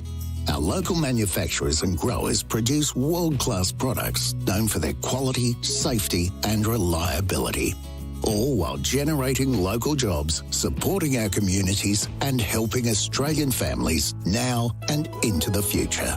So look for the trusted green and gold kangaroo logo. Buy Australian now. Visit australianmade.com.au. Still no updates here from the Launceston Oval, the University of Tasmania Oval. So it is still in the hands of the ground crew here to see whether they can get this ground ready for play. We've got 20 minutes officially. Thank you very much. 20. Thank you very much. We'll bring you up to. In fact, the covers are coming off, so we've now got some movement. They're going to try, I reckon. They're going to give it a little roll of the dice. David Hussey's out there, Andy. Yep. So the groundsmen, they're pulling the Hessian off. Positive signs, but and sides are out there attempting a little warm up. There's still just a light sort of mist, fairies mist there. It is a fairies mist. For Dulux, professional painters choose Dulux. 658 after the 17 overs. All of those numbers now become completely irrelevant because we've got the game reduced to probably not going to be much more than a 5-over game. Yes. It's going to be touch and go whether they can get on before 10:09. They'll do everything they possibly can. So looking right now, Chuck, if it's 5, what do they allow? 5 minutes and over? 4 minutes and over? Four. They're going to have to. 10:05. We need the Duckworth. 10:01. We need the sheet. We need the sheet. I reckon at best we're going to get a 7-over game in here. At best. As I base that on absolutely nothing other than my gut feel. Okay, well, it's still going to be like it's 9 minutes to now. There's still, I reckon, time they get the covers off. It takes time. If the umpires say go, it's still 10 or 15 minutes. Okay, so you tell me. I mean? So the covers are just being lifted now. So your experience. Yep. Best starting time is probably 10 to 12 minutes from here. Okay, so that makes it possibly 5 or 6 over. 5 to 6, I would have thought. It's the umpires don't say right, we're going to give it a shot. It takes them. It's at the first class grounds. That's sort of 20 to half an hour before you're ready to play. Yeah. Now, they were in fast forward when we had a look then. So and we know a different rule book applies to BBL cricket, doesn't it? Like they do get it moving a bit quicker. So, look, we'll keep an eye on all that. Who was the toughest competitor for you? Out of all of the blokes you played your first class cricket with and against, who was the one that was not out of line tough, because that's rubbish, that's up. But the bloke who just stood in the way of whatever. You could be 7 for 80 and this bloke could be 35 not out. Yep. He just whatever it took. Was there someone who, at the end of the day, if you'd let him down, you couldn't look him in the eye because he never let you down? Well, there's a couple, whilst we've got a moment or two, a couple of opponents and a couple that I was lucky to play with. And I didn't play against this man a lot, but Alan Border, I watched him bat one day at the MCG, and Brad Williams was bowling for Victoria, fast. Quick. And he broke Alan Border's arm, and when the ball hits, I knew straight away that's broken. Alan Border batted on with a broken arm for 20 minutes.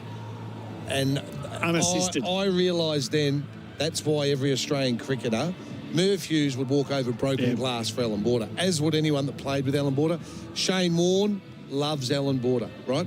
And I saw why that day. So he was one that I thought, gee, I would have loved to have been good enough to have played with you, Alan. The one that I played against that I had a few run-ins with is one of SEN's own, and tough, seriously tough. Hard to get out, ugly player, but by God, wasn't he a good cricketer? Effective player. I thought you would have got Simon Kadich. Simon Kadich. Yeah. I was just letting you come off the long run. One game in Perth, Warney was bowling to Kadich and I was keeping, and I was probably just giving Simon a little bit of, just a bit of advice. Something like you. And I suggested the man that we put in at short cover would take him. I said, you can't score off Warney, mate. You got no shots to get us off strike. I said, that man at short cover, you're going to hit it straight to him. Well, thank goodness for Simon Kadich. Next over, he did exactly that. The Vicks roared, and we all come into the huddle. Simon Kadich changed the direction of which he was walking off the ground and shoulder charged me. You're talking about competition? Yeah. Nothing was said. The umpires just said, that'll be enough of that. He did that today. Simon Kadich would have got, I probably would have got 6 weeks for my mouth. Kadich would have got 10 for the shoulder charge. We had a laugh about it. Simon Kadich was tough and a bloody good player. So many memories. He guided WA to victory at the MCG one day against us when we had him in all sorts of trouble. And him and Robbie Baker, a little-known player, good-looking rooster, Robbie Baker. Simon Kadich was tough. So there's 2 ugly lefties. And I mentioned before, the late, great John Scholes. And, he played league footy at North Melbourne. And in club cricket, he was my hero. He was my mentor, and he was tough, mate. He had, plastic hips in, and he played till he was 46 years of age. He was as tough as they come. I saw him you remember Josh Marquette? Oh, yeah. I faced Big Joshy. Oh, there we go. I've just poked when the he bear. when he was a 17-year-old down the hill at Ashwood. He bowled down the hill at Ashwood. Pushing up the hill was Gary Lyon. They were their opening bowling attack. The Pakistani marquee. I opened the batting for now's my I opened the batting for Marsland. Are we still on air? I opened the batting for Marsland, and a bloke called Lee Denning, who played a lot of cricket for Hawthorn East Melbourne, was up the other end. And first ball, this big redhead kid's come down the hill. He was quick, the marquee. I flicked him down. I somehow flicked him down a fine leg for one. He got Lee Denning, who's about 36 at this stage, has caught 4 bounces in a row and hit him for 4 fours. We're none for 17 off the first over. We've taken Marquette for 17. That's magnificent, And Andy. then 3 years later, he's opening the bowling for Tasmania. Yep. He played a bit. Did he play some cricket for Victoria? No. Never did he? But he was in the squad and scared a lot of batsmen in the nets. And sorry, I got excited. No, I know you did. That's good. Yeah. But I was talking about John Scholes' toughness. Yep. You've asked, so I've given you Alan Border, Simon Kadich and John Scholes. We played Melbourne University at Melbourne University one game, Fitzroy against Melbourne University. Sorry to digress here. It's a sportsman's night, but I hope people get an insight. No, people love this stuff. James Sutherland was bowling, and a very good bowler, James Sutherland, by the way. Yep. But Josh Marquette was his partner on a little bit of a sticky one out there at Melbourne Uni. And Fitzroy, Doncaster, we were falling like 9 pins, right? And it was going through the roof. Scholesy walked in without a helmet. Just to say, without a helmet. To make a statement. 45 years of age he was, Johnny Scholes, without a helmet, right? And I'll never forget this as long as I live. They were bouncing him in at him. He's only a wee little man, and he had, plastic little barrel. Bad hips. And now this is not good radio, but picture this, folks at home. Johnny Scholes was going forward on the front foot with his plastic hip, turning his back and just letting Josh Marquis smash it into his ribs. And ball after ball, he'd step forward and he'd go like that and he'd just wear it on the body. He wasn't going to let him bowl him. He wasn't going to play a shot to get out. He came off the ground. It was like, when you go to paintball and you've been copped a hammering? Welts everywhere. Times 10. Scholesy walked off, took his shirt off, poured a cold beer. That was just part and parcel of the day. God. And I just sat there thinking, this man's crazy. And he was. See, you can't ask someone to do that, can you? No way. You can't ask someone. That's innate. That is not on my. It was not on my watch. No. Are we falling over here against the students? No way. Oh, that's an amazing story. Boom. Turned his side and he just copped them for fun. Probably had 2 broken ones. He wouldn't have. So Marquette was 6'2", 6'3", 4. big lump of a kid. Boom. Yep. Yep. Oh, that's some sort of a story. So they're tough ones, and Yeah. you know, I'm glad I played in that era with those people. They taught me about toughness. So, revised playing conditions. 6 over innings, 76 is the target. Wow. One bowler can bowl 2 overs, the rest can bowl 1. So we're going to get a 6 over game. 70. That's going to take some going, isn't it? 70. But you've got 10 in the shed. Yeah, exactly. And you've got some hitters. So that's what's that. What's I was going to 13, say, we'll get Bob Murphy on to do the maths. It's about 13 and over. I'll win it. 12.85 and over. Okay, well, that's not insurmountable, I must admit. I'm making that up. 12.85 and over. You've got your calculator. I'm just trying out. to get me calculator out, but can't find it on the Wonthaggi High School. Where's the Pythagoras and the hypotenuse here? 6 times 13, 878. So we're there. There you go. There you go. Yeah, I thought do. you might just go 76 divided by 6. That'd be easier, wouldn't it? 76 divided by 6. 12.86, I reckon it is. 12.66. Oh, there you go, recurring. 12.66 at the Marcellin. Thank you. Oh, blimey. We've got a sound effects at 2 minutes to 11. 12.66. We'll call it 13 and over. That'll do. For the So Melbourne what do you do with... Stars. Okay, what do you do? Do you send Maxwell... So my view... In similar situations like this, sometimes they've been reluctant to go with Maxi right off the top, but I think you've got to, don't you? Here? So you go Maxwell Stoinis off the top? Tell you the other one I'm looking at, my man, Poran. Right from the word go. Left-hander, he goes. Fletcher goes, but not good enough for me. No, you can't have someone coming who's not going to... Who's going to waste some balls trying to play a shot, do you? You got to. Okay, I'm going Stoinis and Poran, so you got left and right hander. Yep. Maxwell at 3. That's my top 3. Okay. To go out, and then I'm going Nick Maddinson. Okay. So I'm going left and right to keep it mixed up. So you got Poran and Stoinis are opening for me. These are my tactics. See how wrong I get it. You got a left and right hander. Yep. If Poran was to get out, Poran gets out. Maddinson goes in. Yep. And if Stoinis gets out, Maxwell goes in. You keep the left and right hander there, and those top 4 go Tora, and you get 13 and over, and the Melbourne Stars sneak an unlikely victory. Do you like? We don't like it because there's an artificiality about the. Yep. There's a it's a construct. It's a constructed outcome, but. Such is the nature of these tournaments, we've grown to accept this is a legitimate part of the contest, don't we now? I think the players have as well. Again, I'm old-fashioned. Yeah. I don't like a 6-over game. Doesn't mean much to me, but I'm going to enjoy calling it with you. Yeah. 6 overs at 13 and over. We're going to see some excitement, some action. It'll go all right, won't it? So, and they've got 10 wickets, mate. So they can just. It doesn't matter if they're 8 for 77. Win. Well, hello. 8 for 77. You know what I can see happening here? Win. What? I can see the Melbourne Stars, the third ball of the 4th over, they've got 46 on the board already. They lose another one, so they're 4 for. Ben Dunk comes in. The X Factor. Yeah, the X Factor. And bats himself back into form and relaunches himself as a BBL power player. Oh, look at all the little twists. There's a little story here. for you. It's 21 off 6 balls, Ben Dunk. 2 6s, 3 4s, and a 2 or something, or a 3, whatever that adds up to. Yep. We'll get Bob Murphy onto that one as well. But the Stars have got the firepower to get this done. So you look at it on paper, Andy, 76 off 6. Anyone goes, you're not getting that, no way. I'm telling you, the Stars can get that. I don't think that's out of their range at all. The Stars can get 76 off 6. No, well, you know nowadays, how long can you chase 12 and over? This has become the number now.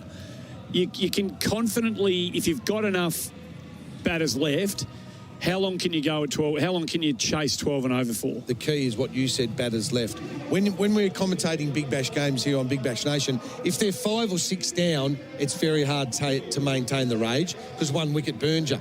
But Melbourne Stars have got 10. They've got 10. Yeah. So they can go at 12 and over for fun. Yeah. If they lose 4 wickets doing it, doesn't matter. It doesn't matter. So, I think we've actually, albeit a much shortened game and not what we wanted, if we get on, as we suspect we're going to, what time do we say the starting time was? Had to be 10:09, but they're coming on before that, so it'll be 10:05. So we're starting in 4 minutes. 6 overs, 12.66 to be precise. Melbourne, I tell you what, wherever you may be listening, if you are on the Hume Highway, just pull over in a little roadside stop. Keep your seatbelt on because you're going to hear. There's going to be some turbulence at Launceston. You won't need a coffee. Put it like that. Darren Berry's here for Western Union, another fast delivery by Western Union. Send money overseas with our apps. All of the stats that we've been bringing, they've been very stat-heavy coverage tonight for Dulux, proudly brought to you by Dulux Trade Centres.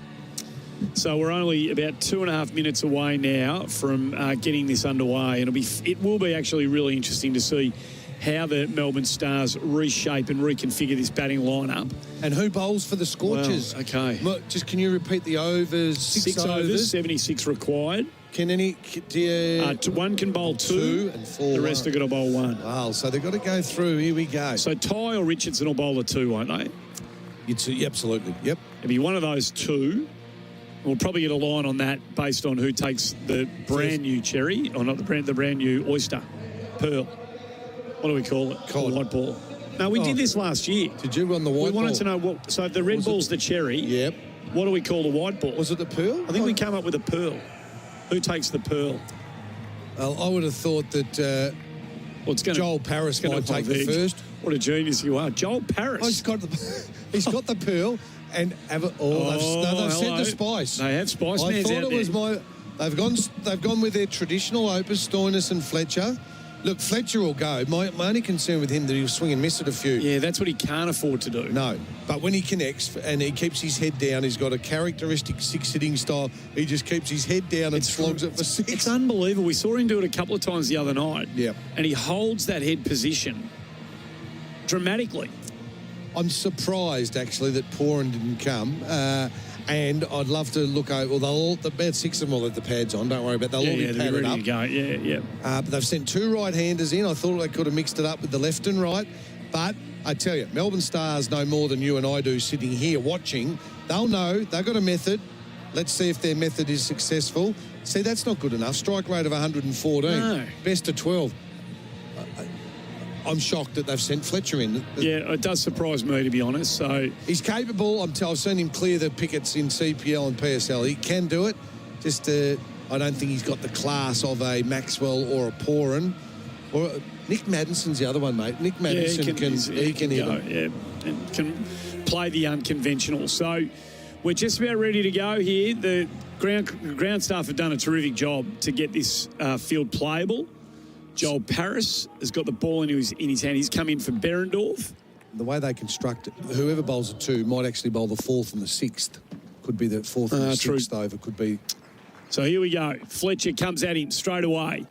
Inside edge to mid-wicket. And just the single. So we're going to have a slippery outfield here. We just saw... Slippery when wet? Yeah, we just saw Munro go sliding for that ball and he couldn't stop. So there's a couple of issues for the fielders to be mindful of out there as well. 76 off 6 is the target, folks. They've got a single off the first ball. Marcus Stoinis now on strike for the Melbourne Stars. 75 off 35. Unlikely, but you throw in two big overs of 18 to 20 and we have a game on our hands. Stoinis missed out the first game. Got 61 in their second game. And when he's hot, he just goes. So he tucks this one on leg stump down towards fine leg. It won't get to the boundary. Farwood's got it and hurls it back in, so they'll take the 3. So what happens with, I think it just disappears, I suppose, the bash boosts and all those sorts of things. Yeah, I was going to ask you the same thing. I can't imagine we've got no official word from anybody at CA regarding it. I can only imagine those things are now null and void. You'd think so. Yeah. 10 overs for the bonus. We can't. So 2 overs, 3 overs. No. So that point just disappears, I would imagine. So we're playing for the 3 points for the win. Yep. So none for 4 off 2. Paris to Fletcher, full toss. Oh, and he had to put that away. That was a give me, and he's missed it. They get a single, but there's the short fine leg. He gets a full toss on his knee roll, and he hits it. The only place he couldn't hit it. Straight at Farwood. Anywhere else, it's 2 metres either side, it's 4. Yep. To be honest, though, that was a 6 ball. It was a full toss, knee height on leg stump with the fine leg up, and Fletcher tried to overhit it, and only managed to sort of bottom edge it to the man at 45. They need a boundary here. Stoinis looking for a big one. He tries to loft it over mid-wicket. He doesn't get all of it, and he'll just get a single. So it's so easy to watch the numbers when you've got a short chase like this. 2 balls to come in the over. They need 12 off this over to stay, for parity's sake. How many overs, Andy, do they have to keep the field up in the 6 Well, that's overs? another. There's no information as part of the revised playing format. So we need that about too. That. It's a good question. I would imagine it's probably 2, I reckon. Yeah, 2 overs sounds the about field right. will be up. So Paris to Fletcher, he plays and misses. Wild swing of the bat, nowhere near it. Surprised at their choice. They should have gone a left and a right combination. The bowler then has to adjust his line. The left armer, Joel Paris. And it's just a wild swing. Oh, well, let's see. So the required run rate gets to 13.5 very quickly. Yep. This has to go to the fence or over the fence, I would have thought. Paris to Fletcher. He clubs it through cover. Glorious shot. Got that front leg out of the way and sort of half flat batted it through cover for 4. So 10 off. Important boundary to finish the over, none for 10. Hey, it's Matt McKeldin. And I'm Steve Johnson. And we're the hosts of The Driver's Seat, Australia's #1 motorsport radio show. Each week we go through all the big news stories and chat to some of the biggest names in supercars. Here with Mark Winterbottom. We're pumped, ready to go. Davey Reynolds here. We've got a Sonic the Hedgehog phone cover. It's mad, eh? Jamie Whincup, welcome back to The Driver's Seat. Feels good. Feels good to be back. Plus, you can catch up and get all the exclusive interviews first on the Driver's Seat app. Get radio's #1 motorsport show on your smartphone. Thanks to Kubota, building Australia. Important boundary for the TAC on your phone. You're driving blind. TAC. So Jai Richardson will come in from the other end. That was a big final swing of the bat from. That was a good shot from Fletcher. Here's the gap on the offside. So now, still a bit of rain coming down. Yeah, it's sweeping across the ground. So this has sprung up from nowhere. This little shower burst. Oh, it has too. Look. So we're an over in, 5 to go. We'll be able to get this done. Oh, that's a brilliant piece of bowling from Richardson. He's cut him back in and he's taken him leg before wicket. Did plenty off the seam. It's missing leg stump. It's a bad decision. No replays, all right? No technology. I'm saying, Andy, a bad decision. And a bit of lip too on the way out. Somebody said something to Stoinis. He was none too happy. He had words with somebody from the Perth Scorchers. It looked a very, very interesting shout. The ball's come back way in from outside. I said, it has trapped him on the knee roll in front. Stoinis is airborne. I'm questioning height and angle. Yeah. Height and angle. But on the slow-mo, so I called it without it, but on the slow-mo replay, it might be taking leg stump. So the umpire, I'm prepared to say, we'll see in a minute, but Rich Stoinis goes. That's the big thing. He's gone and 1 for 10. Who's come to the wicket? Is it the big show? Oh, it has to be, I reckon, doesn't it? Fall of wicket for Scott Pack. Turn unpaid invoice into cash. ScottPack.com.au. Oh, they are too. They are going off. Well, this will be it, I reckon. Goodness me. Unfortunately, folks, the zing bales have come off. The rain's come back down again. Richardson's knocked over Stoinis. We are 1 ball into the second over, and I would imagine that this is going to be that. It looks a bit like the players are sort of, Spice Man Fletcher there gave a bit of a high five. That's it. I think they've called it. Called it. So clearly there's a fair bit of rain now, unfortunately, in the area. And we got out there for 7 balls.